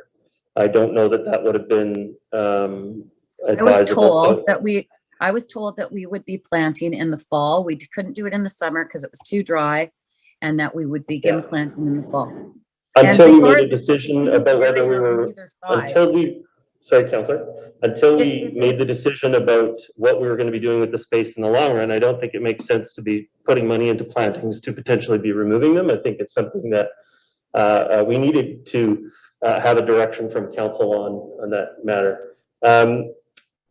Okay, Ms. Moxon, you had your hand up for a while. Did your question get addressed? I think there was a very important point that I wanted to comment on there. None of the options that we're talking about tonight involve vehicles being on this space. Can we clarify that? My understanding is option 1 and option 2B, neither of which include vehicles, buses, emergency vehicles, or vehicles of any kind, road vehicles going through this space. Is that correct? Yes, that's correct, Your Worship. Okay. I don't want that misconception to be out there, because I think that's important, that was part of the earlier discussion, that option 3 was to retain it with access through it, and option 2 had the potential to retain access, but none of what we're talking about tonight has that as an option, because when the matter came before council, there were 6 members of council, not a single member of council voted for the options that had vehicles on it. And so tonight we're talking about 1 and 2B, which don't have vehicles. Mayor Little, could I just clarify though, to be fair, in the last discussion, and the report states that staff still support option 2, which had come from the previous report, and the previous report ensued discussion in regards to emergency access and vehicle connections. And you know, and there was also some confusion about the term active transportation. Well, as to whether that automatically included bus and transit service. In this case, it's just talking about pedestrian and cycling access to the space. Except that the last time we talked about it, and this term active transportation was in there, we were talking about buses and emergency vehicles. And now, because of what ensued in that discussion, now we're not. So sadly, and unfortunately, there has been confusion about this from the very beginning. And that is why there's such a division in the community. And I think what I'm trying to clarify, Councillor, is that we gave that direction. The staff have clarified that the options we're discussing now do not have those options on the table. And now we're trying to move forward with without the active transportation, including buses. It's only talking about active transportation as it refers to pedestrian and cycling infrastructure in this space. Councillor Bond.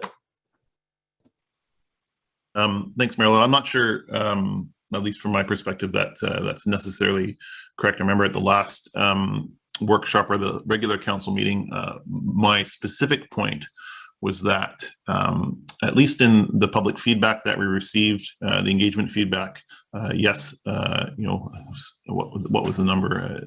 The full removal of the detour and replanting was the top rated or the highest ranked. But the second rated one, I think it was around 30% of people that were surveyed wanted the full transportation link. And the lowest rated one was the active transportation link. And so my point that I believe I made at that workshop, maybe it didn't come across in the same way, is that reading through the comments, specifically those in support of the full transportation link, there was a lot of comments from people that live directly in Deep Cove that felt that that transportation link, as it was temporary detour during the Gallant sewer construction, actually made a positive difference for them getting around Deep Cove, whether it was walking around Deep Cove or however they were getting around Deep Cove, and not just because of the construction, but because of having that flow of vehicles and people coming in a different way than currently, or I guess the status quo situation with two-way traffic on Deep Cove. And so, Councillor, I just wanted to clarify though, we went to a vote on that, and my recollection was you voted for option 1. Am I mistaken in that? I'm pretty sure I voted to move this to a workshop so we could discuss it in more detail, but okay. Yeah. Okay. No, I had in my notes that we had 3 Yeah, for there was a option motion. 1, 3 for option 1, 3 for option 2. Yeah. We tied on defeat, and then we had the motion Yeah. separately. And so there was not a single member of council that voted for option 3, which was the option that included retaining the route, including retaining vehicle access on the route. So just want to be clear, in the first vote, nobody on council voted for that option, but I see your point that you did advance it for further discussion here. Councillor Bond, did you have any further comments? Yeah, well, if it's not on the table, I think that's a disservice to the future potential of making significant improvements in Deep Cove. We haven't explored any possibilities. We haven't done any design work about what a permanent link could do, and obviously there's implications to that, but we actually haven't discussed that. So I don't think that either closing it or making permanent modifications to it to be revegetated is a good decision. But so I'll leave it for that. Seems like a majority of council is going for 1 or 2. So on those points, again, I'm not sure where the desire lines are, particularly for this as a pedestrian or cycling path. You know, and people that know the neighborhood better than me can probably say, but if you're going up to Deep Cove Road, you're probably maybe just skirting through the townhouse complex to avoid the steepness of the hill. But yeah, maybe I'll leave my comments there. It seems like the matter has already been decided. Well, it was more that without even one member of council supporting option 3, it was unlikely that we were going to get a consensus around option 3, and so we've refined the options for discussion at this point. Mr. Stewart, your comments? Your worship, I made it quite clear in the last meeting that until we made a decision as to what was going to happen with livable, Deep Cove, I would not be supportive of shutting that access down, because if we're going to shut down Lower Gallant down, we're going to need that. But notwithstanding that, we took from the last meeting, staff did, that there was some support for a pedestrian and bicycle access, and removing the vehicular access on Naughton, at least for the short time. So I just want to be fair to staff. We're just trying to listen to what council says and try to give you some options that will work in accordance with the direction that we're getting. And in my opinion, that's what's in front of council right now, is do you support Naughton retaining a pedestrian and bicycle access? That's the question in front of council. Thank you very much. Councillor Back. Thank you, Your Worship. And thank you, Mr. Stewart, for reiterating that, because I remember that as well, and understanding that the current configuration may need to stay in place as long as the Livable Deep Cove project is under construction. But my position is still as it was when we voted on this to send this to a workshop, but and that is that we revegetate the whole area as it was prior to this detour going in. I do support some kind of a pedestrian path as was in place before this detour went in, because I think it makes sense as a place for people to walk through. But I don't see it as adding a whole lot to in terms of a cycling connection when we don't have the cycling infrastructure, leading up to this particular spot. I think there's a whole lot of work, that has to happen. And so I just don't see the value in it, particularly when you're putting in the bollards. And I think that picture from the city of North Vancouver was from 23rd Street. And I walk that part of the Green Necklace a lot, and I rarely see people on bikes because the bollards are not conducive to riding through there. So I don't see that as a solution or really adding any kind of value for people that are cycling. I think, to Councillor Murray's point, they're going to continue to use the main road to get into the cove.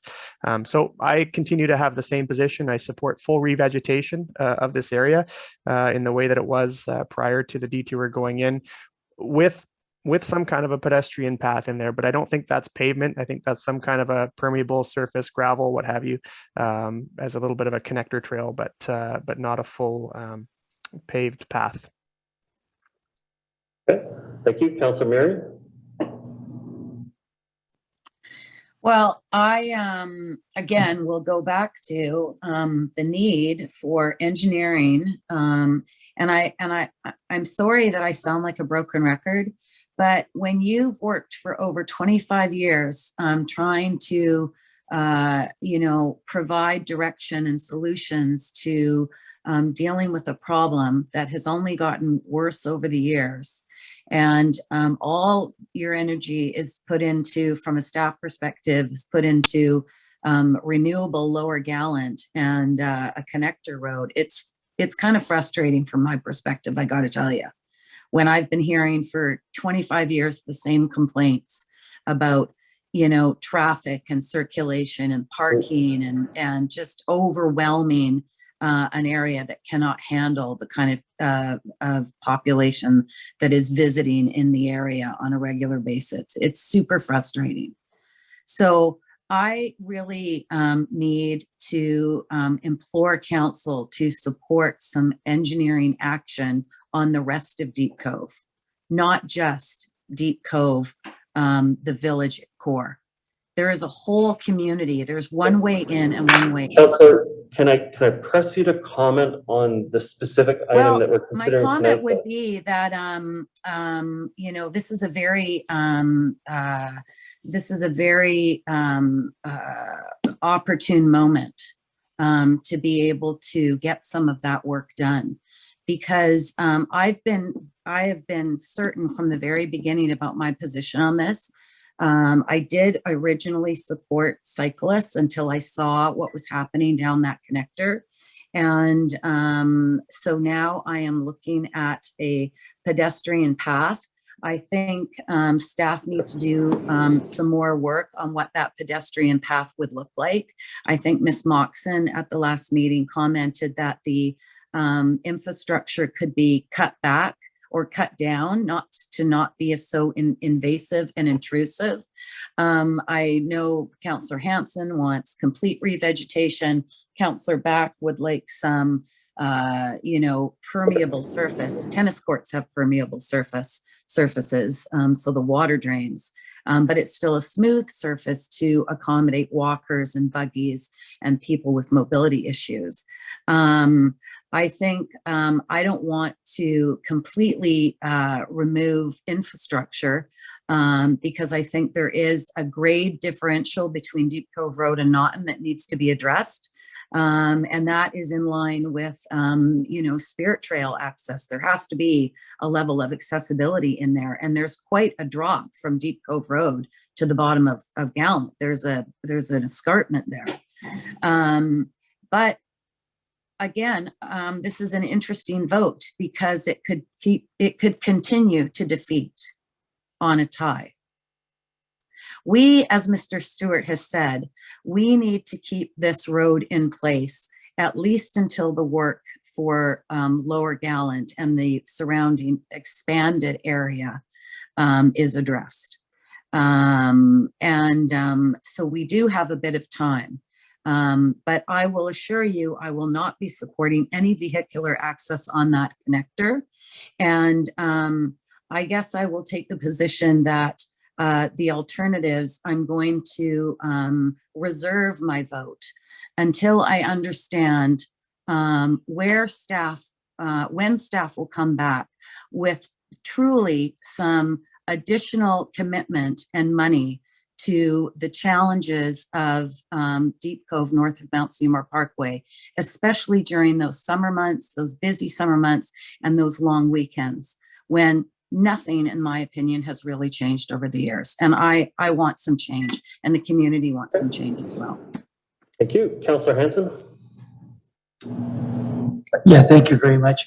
Just to clarify, in terms of my comments about revegetation and following up on Councillor Back's comments with respect to the nature of a pedestrian route that he would support, I think my position is much in alignment with Councillor Back, and I think Councillor Murray, if I'm hearing her right, that I want revegetation.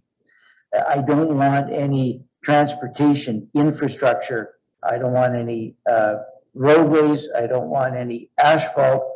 But if one could imagine I understand there was a pedestrian route through this area before.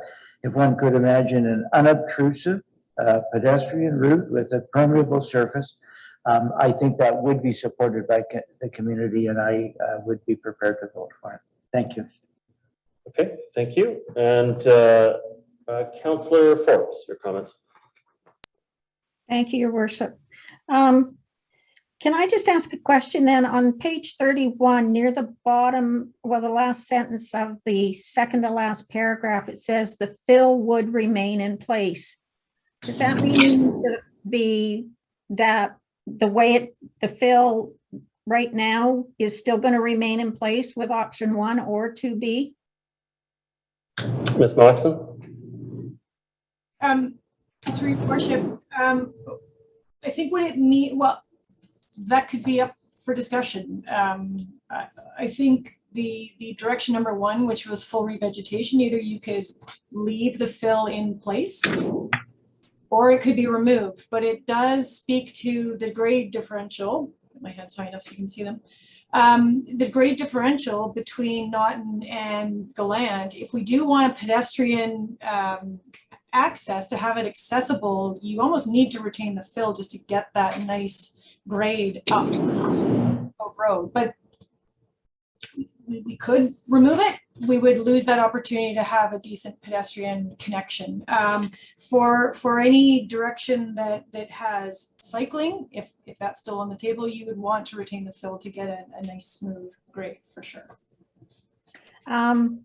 I just noticed, I'm sorry, I didn't notice prior, but also in the last paragraph,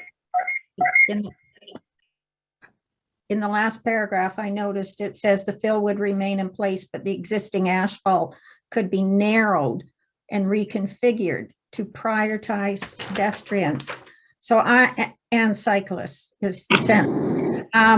The biggest problem that I saw when I was there and that the community spoke to me about was, even though we didn't have vehicle traffic on there, the way it was configured, the biggest problem was the cyclists, because they would shoot through the four-way stop, which was bad enough, and that means also some of the houses as you go down, some of the houses on the right-hand side, literally their front doors were right there, and it was dangerous. And then as you got a little farther down Naughton, one of the complexes on the left-hand side, there's no play areas sort of at the front of that complex. It's driving in, it's all asphalted.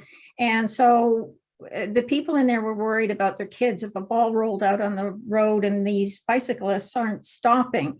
So I did go out there a number of times and witnessed it every single time. So that was a big concern. The speed at which they were going, the ignoring of the traffic signs was one of the biggest problems. So I'm not in favor of making a cyclist path. I'm still in favor of the reforestation, but I have also had people speak to me about an informal path or walkway that was there before. And I have to admit, I didn't see it. So I'm assuming it's kind of the one that most people make when they're walking through an area. It doesn't have any hard surface. It doesn't have gravel. It's just sort of the dirt, and it's a pathway for people to go through. So I'm still in favor of the reforestation, but along the lines of what Councillor Hanson and Councillor Back have said, that maybe it's just totally informal for pedestrians, but no bikes, no vehicles, no emergency in there. And I just want to make one other comment or two other comments quickly. One is that I do hear what Councillor Murray is saying, and I do think we need to really get a handle on the whole circulation of Deep Cove. I don't want it, though, to drag out for these people while we're still trying to figure out the rest of Deep Cove. Obviously, Councillor Murray has pointed out that we've been working on this for a very, very long time, and I don't know how much longer it's going to take us, but I think we really do need to work on the things that she's mentioned.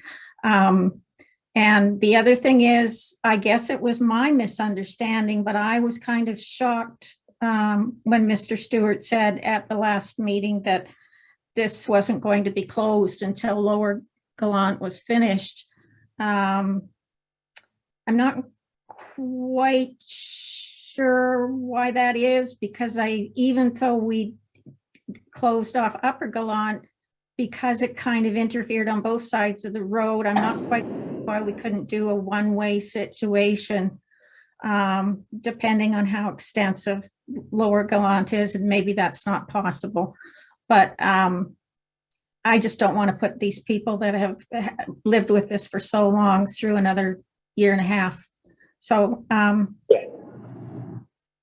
so I'm in favor of the revegetation, and if it was just an informal, permeable path on dirt or something, then a walk, not a cyclist route and not a vehicle route.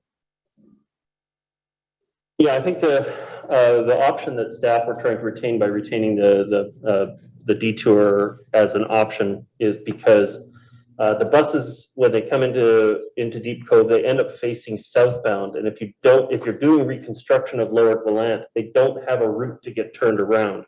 Whereas if you have them come in off of the detour, then you can have them facing northbound, and then you don't have to use that Lower Gallant space to be able to get out. I really think that was the main goal. The other piece is we don't have the funds set aside for full removal in our capital plan as it is, and so we're going to need to work that into the broader project.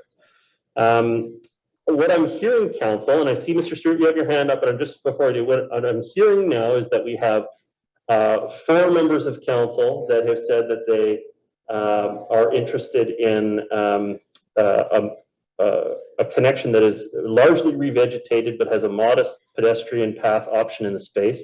Just to define that as different from what was in there.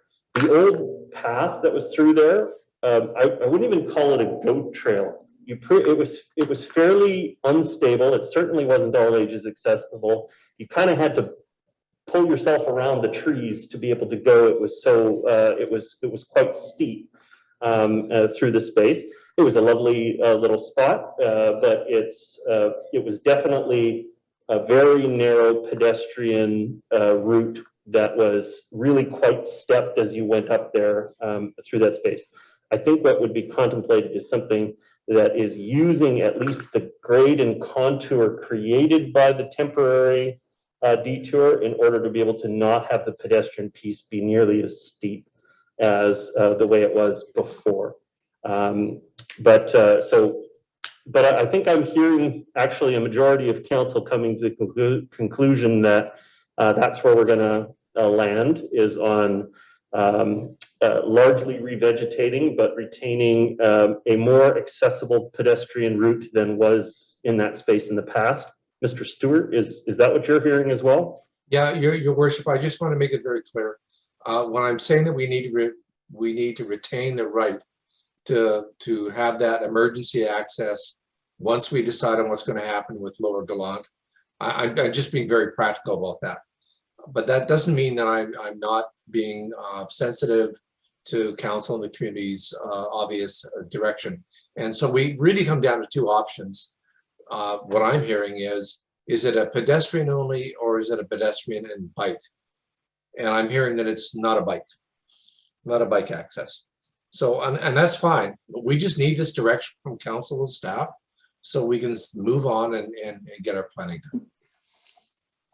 Well, I think I've heard 4 votes to that effect, and I won't be obstructionist on it. I just thought the only compelling argument or challenge I still have on it is that if you don't have the bikes come off earlier, and I recognize that that does have an impact on the residents in and around Lyons Manor and such, then you're having them come down in Upper Gallant, which also doesn't have the cycling infrastructure on it. It's also quite steep in that space. The only difference is now you're putting them into all of the pedestrians that are standing out on the road, under the, because we're moving more pedestrians out into the public sphere in that area. And that was one of the challenges of the design. When COVID first struck and we closed off the area in the lower part, the cyclists were coming straight down Gallant, right to the start of we'll call it the patio area that was being set up in that space. And they were either cycling between the patio and the stores, or they were cycling in oncoming traffic because we had the one-way in effect. And so by closing down the detour, we're going to actually have more vehicles, more cyclists coming back down Upper Gallant. And so I am a bit concerned about that. But I recognize I've heard 4 members of council at least say that a modest improved pedestrian path over the old pedestrian path, but largely revegetation is where it sounds like consensus is forming. Councillor Bond, your comments. You're muted, sir. Councillor Bond, you're muted. Okay. Thank you. Yeah, I guess it's unfortunate we don't have the minutes from that regular council meeting on February 28th, because I am reviewing my notes, and I do recall the motion that was made to vote in favor of full revegetation, which councillors Hanson, Back, and Forbes voted in favor of, and yourself and Councillor Muir and I voted against. And I thought we moved it to workshop. I don't recall the second vote. It's not in my notes, at least. But and hearing what Councillor Murray's comments were in her speaking time just now, I agreed with what her take on the situation was. There needs to be more work put in by staff into analyzing the larger area. And in my mind, this detour, this right of way could play an important role in that. We don't know because we haven't done that work. And so when I made my points at the last meeting, I don't think, in my mind, we have enough information to make the decision to close this or not. And I recognize that for those immediate neighbors, having a road or one lane road where there was no road before is an impact. There's nothing to say. There's no way to avoid that. That's 100% true. And I also think that a lot of the concerns that have been raised are likely issues to do with it being a temporary design. That should a different design, should a permanent design be made, those issues could be incorporated and dealt with. But for us to make a decision without that bigger plan, without a wholesale analysis of circulation in Deep Cove, to cut this option out as a potential option, I still think that's not a good position to put our staff in. What we can make that decision at a future part in time if staff do an analysis of the whole area north of Mount Seymour Parkway and say, you know what, we've done the analysis. There's no need. There's no benefit to the community of a Naughton detour or a Naughton road or a Naughton transportation link. There's no benefit at all. Council can say, great. But they could also say, hey, there are some scenarios where this might actually provide a great benefit. And at that time, council can then decide, do we use this or do we not? I think, you know, generally this council, previous councils have made decisions around transportation that have greatly impacted local neighborhoods. You know, I look out my window here, and where there were 4 lanes of traffic before, there are now 13. And, you know, the impact of 13 lanes of traffic, which were designed specifically to allow mostly better east-west connectivity, that's a dramatic impact on hundreds of households that live beside the Lower Lane interchange projects. You know, we put a creek in a pipe. We put Keith Creek in a big pipe, which was a beautiful forested area. We removed segments of Lynn Canyon Park to do those transportation upgrades, you know, in the belief that they would be of benefit to the greater community, fully recognizing the dramatic impacts that those had on the local residents, those that live right beside that project. So without a greater understanding of what a solution might be or what a better situation might be in Deep Cove, I'm not willing to cut this option off right now without that work that Councillor Murray talked about, and I think is needed as well. A greater analysis of circulation in Deep Cove and in and out of Deep Cove. So fortunately, I can't vote no to both options, but I'll have to see what the vote is and choose my direction from there. Okay, thank you very much. And the other thing is, this isn't necessarily permanent decisions. Obviously, changes to Deep Cove, it's an eclectic community that's had changes over the years through it, but it's going to have changes going forward to it.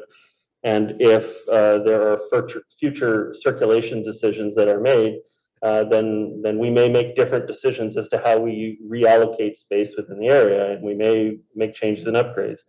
I don't know that it's a good use of our time to wait entirely till the Lower Gallant project is done to give some direction back to the community. I don't think it's fair to the community to sit and wait on this. I think we do have to give them our intent. If that changes in years to come because we have a dramatic change in circulation being contemplated, then that's for future councils to do the consultation with the community on. But I think that we should be giving our direction to the community. Councillor Forbes, your comments? Thank you, Your Worship. I just wanted to say I hadn't mentioned it's not just cyclists, because now we're into the electric bikes and we're into the e-scooters that we just approved use for. So because I guess I want to say that referring to the rolling or calmer rolling, I don't want any rolling of any kind happening in that little at the top of Naughton there in the forested area. So that's where I'm at, is the revegetation with no rolling and a small permeable path for pedestrians is where I've come to now. And I would just like to say that maybe, you know, and I agree with you, Your Worship, that in fairness to the community, I think we have to give them some idea of where this is going instead of leaving this hanging out there. Because as Councillor Murray said, apparently previous councils have been working on this for 25 years. So we don't know how long it's going to take to get another solution and a full study done. And so I don't want to leave the neighborhood hanging out there until that's done, although I agree that that needs to be done. And the one other thing is maybe when we're talking about cyclists shooting down, whether it be Naughton or whether it be Gallant, maybe what we need to do is have cyclists dismount at the top of Gallant. Maybe that's the appropriate thing, and we provide some kind of parking there or lock up for their bikes. I maybe something a little, I don't know what's out there for that, but I mean, something maybe that's a little stronger, that so theft is not going to be an issue. Or maybe we have a flag or somebody standing there where the bicycles are to dismount and leave their bikes, or maybe we allow them to walk them along Gallant, but not bicycle down there. So I mean, you know, we can say no to some things. It's 2 blocks worth, so we can't say no to that if we really want to. So those are the points I'd like to make, and yeah, that's where I'm at. Thank you. Thank you, Councillor Forbes. Councillor Murray. So just on that last point that Councillor Forbes made, if you go into Whistler Village, you have to dismount when you walk through the entire village off your bike. There's no riding of bikes through the village at Whistler. And so this idea that, you know, the Cove is like a fraction of the size, the village of Deep Cove is a fraction of the size of the village of Whistler. So I think we've got to just look at this very differently. You know, it's this wanting to stay the same and change, and it just doesn't work. We have to think outside the box. We have to look at this differently, and things cannot move the same way that they have been because there's so many challenges. So let's think differently and let's be creative. And if we want to use it for a connector for other uses, then make it so it's safe. But just chicaning a connector and then letting everybody hop on their bikes, why are we doing that? Why are we doing that when the Resort Municipality of Whistler, for example, doesn't let it happen anywhere throughout the village? You have to walk your bike, right? So why do we think this way all the time, right? It's about safety. It's about livability. It's not about just allowing everybody to go where they want when they want. You know, this is the place where people live. You know, they've got their dogs, they've got their kids. It's a place where people live, and it's also a very popular destination, and somehow we have to manage that, and we have not done a good job of it over the years, in my opinion. We have just allowed you know, everybody to come whenever they want, and they all want to come at 2 on a Saturday afternoon, and it's not sustainable. It's not environmentally sustainable. It's not sustainable from a livability perspective. I have to say, livable Deep Cove, I have to kind of chuckle. It's not that livable sometimes. It's a traffic jam, and it's tough. So let's look at this whole thing differently. Now, I agree that given, and we need to understand, you know, the work that we're going to have to do, what that entails. It's all well and good to look at the pretty pictures, but let's figure out what kind of work is going to be entailed on Lower Gallant. Get some information back on that from staff. Okay, I'm done with the renderings. I need the parking on the north side. We want to take the patios to the center lane. Let's figure out what we have to do from a construction point of view. We'll call the feds, ask if they can give us more time. If they can't, fine.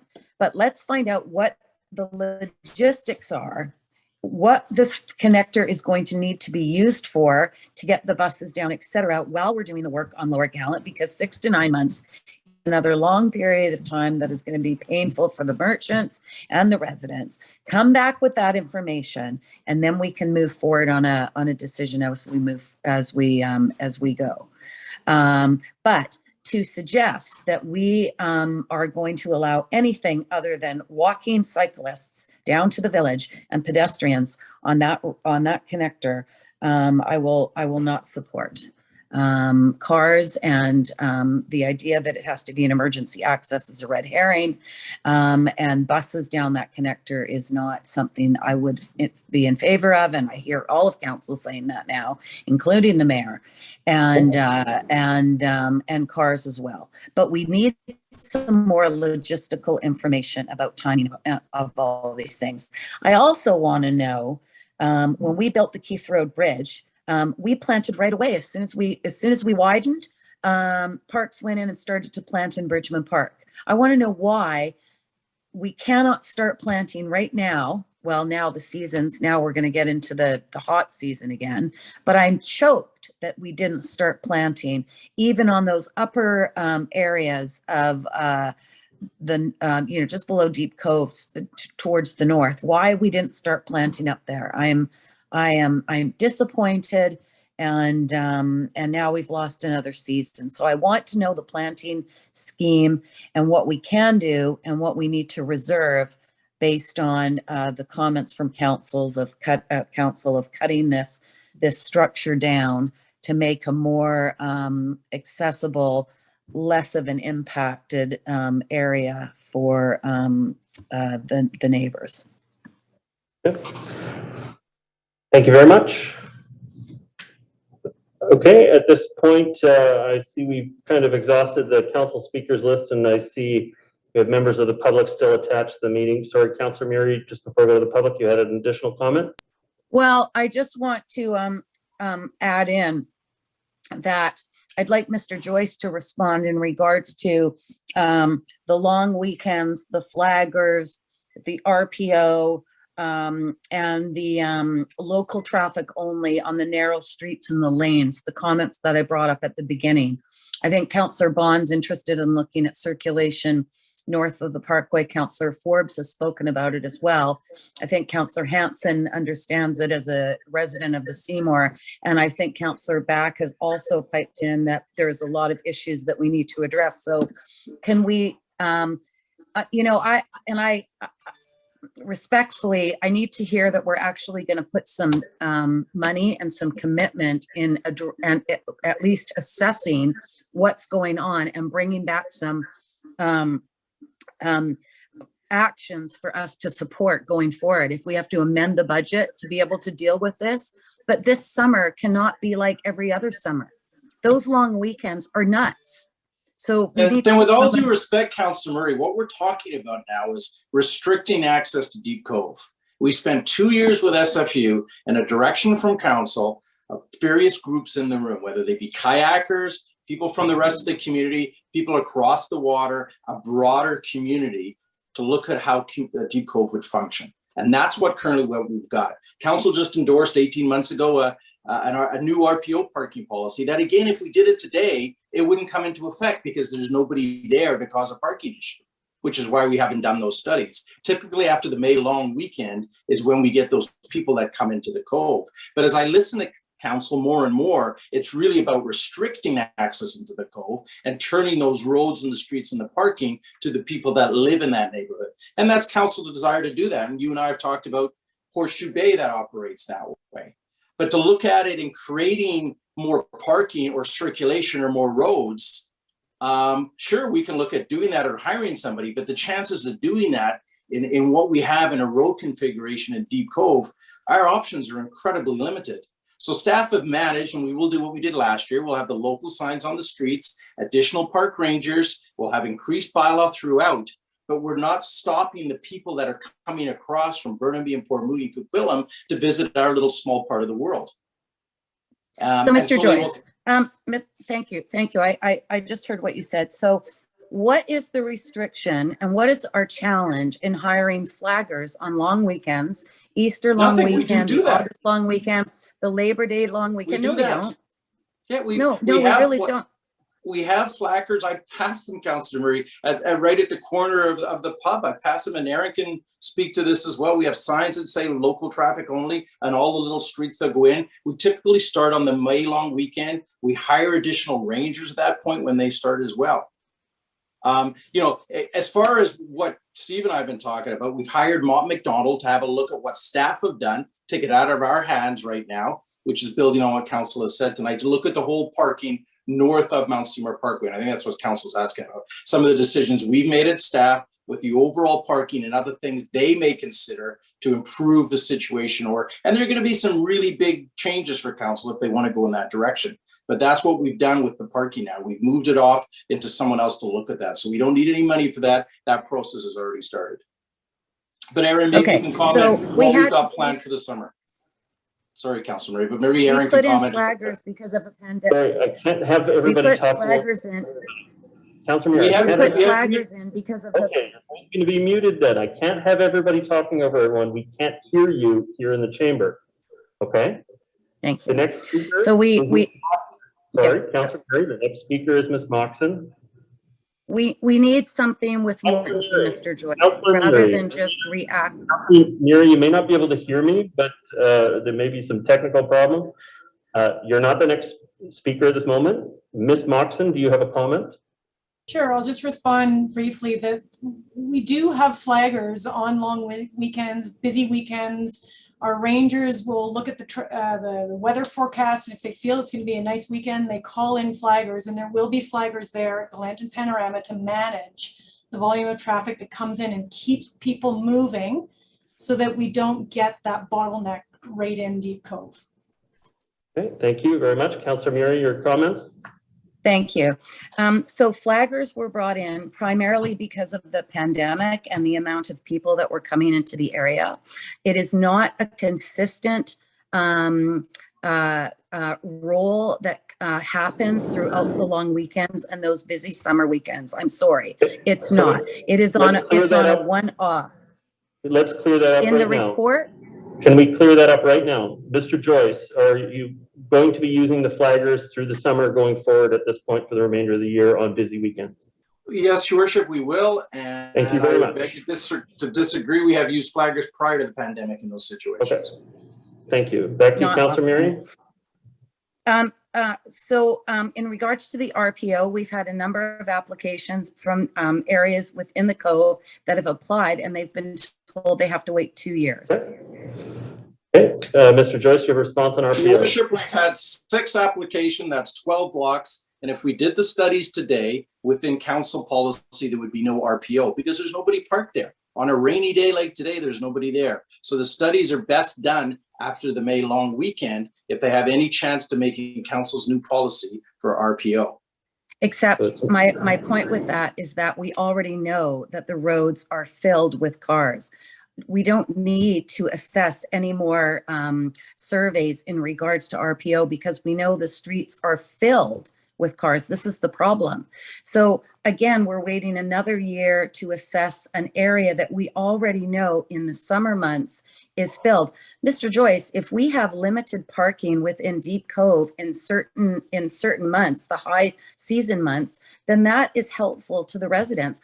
We're not restricting. I mean, the people that are, and the mayor said it at the beginning of the meeting, it's just a longer line trying to get into a business. The businesses are already so full. And what happens when Quarry Rock is opened up again? We need to address that issue. In the report, it talked about a reservation system. You know, all of these things need to happen instead of another study, another look, another survey. We already know when it's sunny, and it used to be the shoulder seasons in the winter were quiet. They're not that quiet anymore. It's busy all year round, and we keep band-aiding it. So At this I'm point, done. Councilor. I'm done for tonight. I'm sure all of Okay. you are as well. This is a tough one. I get it. Okay. But instead of just trying to put up our hands and say there's nothing we can do and we're restricting people coming to the Cove is a bunch of crap. We're not restricting people. It's just everybody can't come at the same time. There has to be a balance and a middle ground. Thank you, Councilor Murray. Mr. Stewart, do you have a quick comment? Yeah, Your Worship, I sense Councillor Murray's frustration, but at the end of the day, this isn't an operational issue as to how we do something. It's what we want to do. And if we want to make Deep Cove a local community only, then we need to have the courage to say that and do it.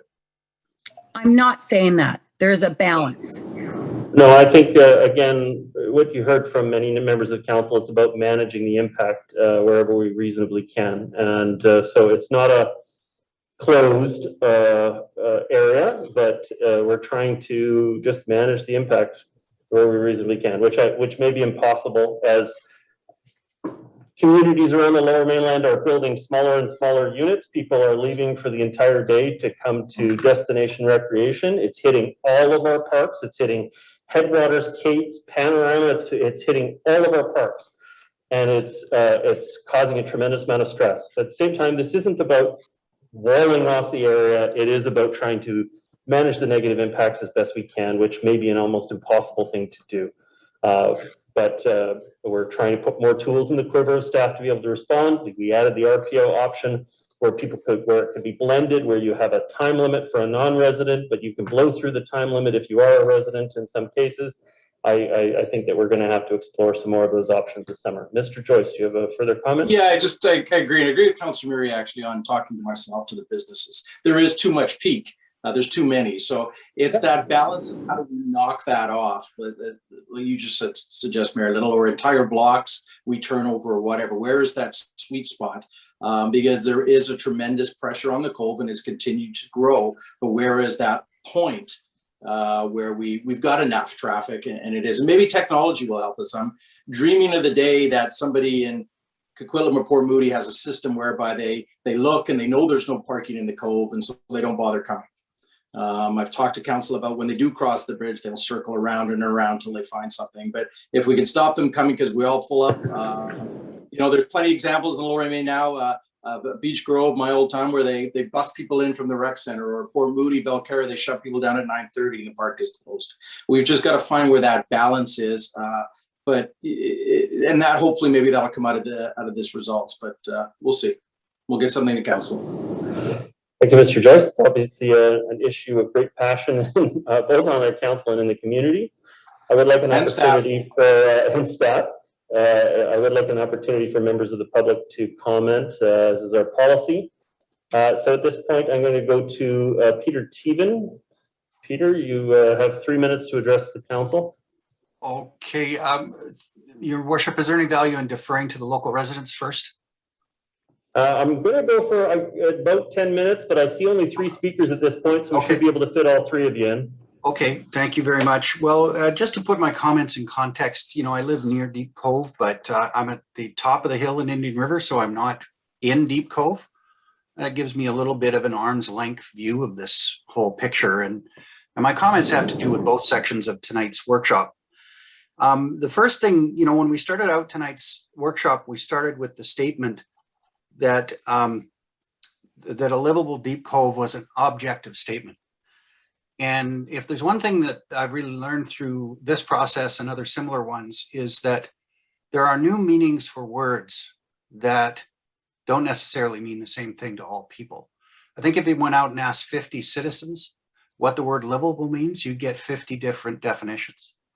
And so I want to feed back to you that I don't think that initial statement was objective at all. I thought it was very subjective.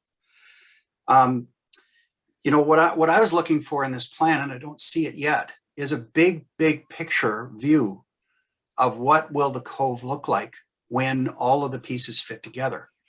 I've heard rumors that people suspecting that the district has zero intention of ever opening up the trail to Quarry Rock.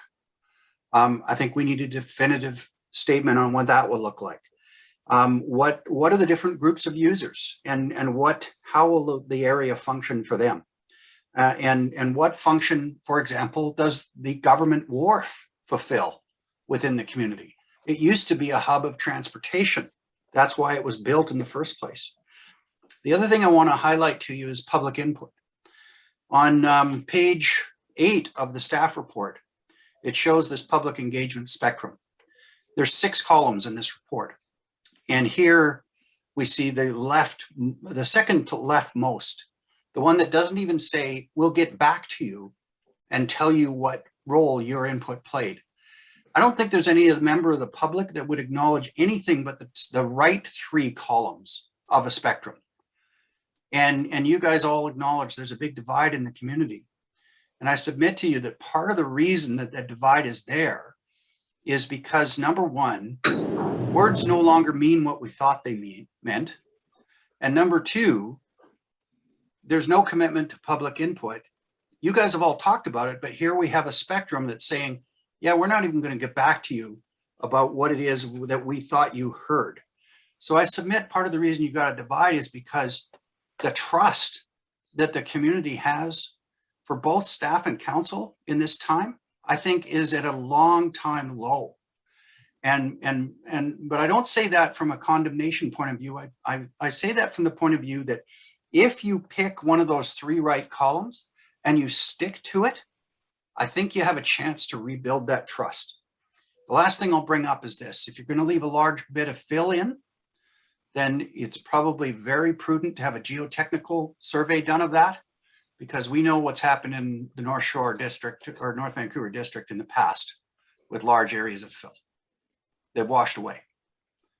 And I think you need to be very careful about that. Thank you. Thank you, Mr. Teven. Next speaker I have is John Lawless. John Lawless, can you hear me? It says you're muted on here, and I can't hear you, John Lawless. Hi, can you hear me now? Yes, I can. Welcome. You have 3 minutes to address the council. Thank you very much, Mayor and Council.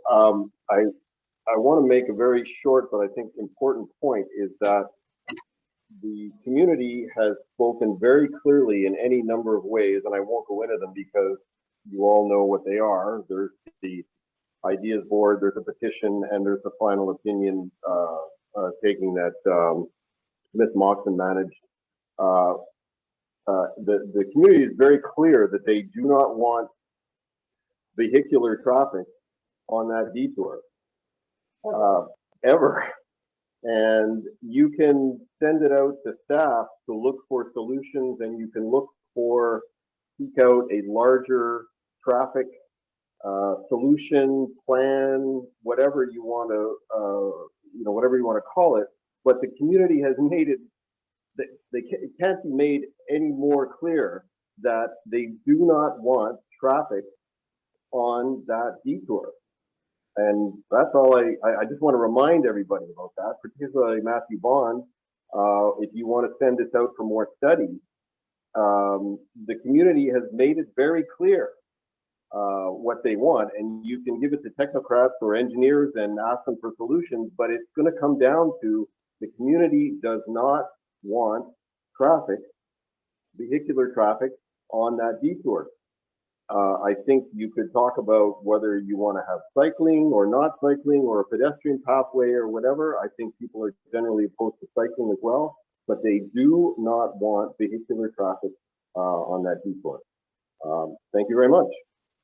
Okay. Thank you, Wallace. Next speaker I have is Catherine. I think it's Catherine Fagerlund. Yeah, hi.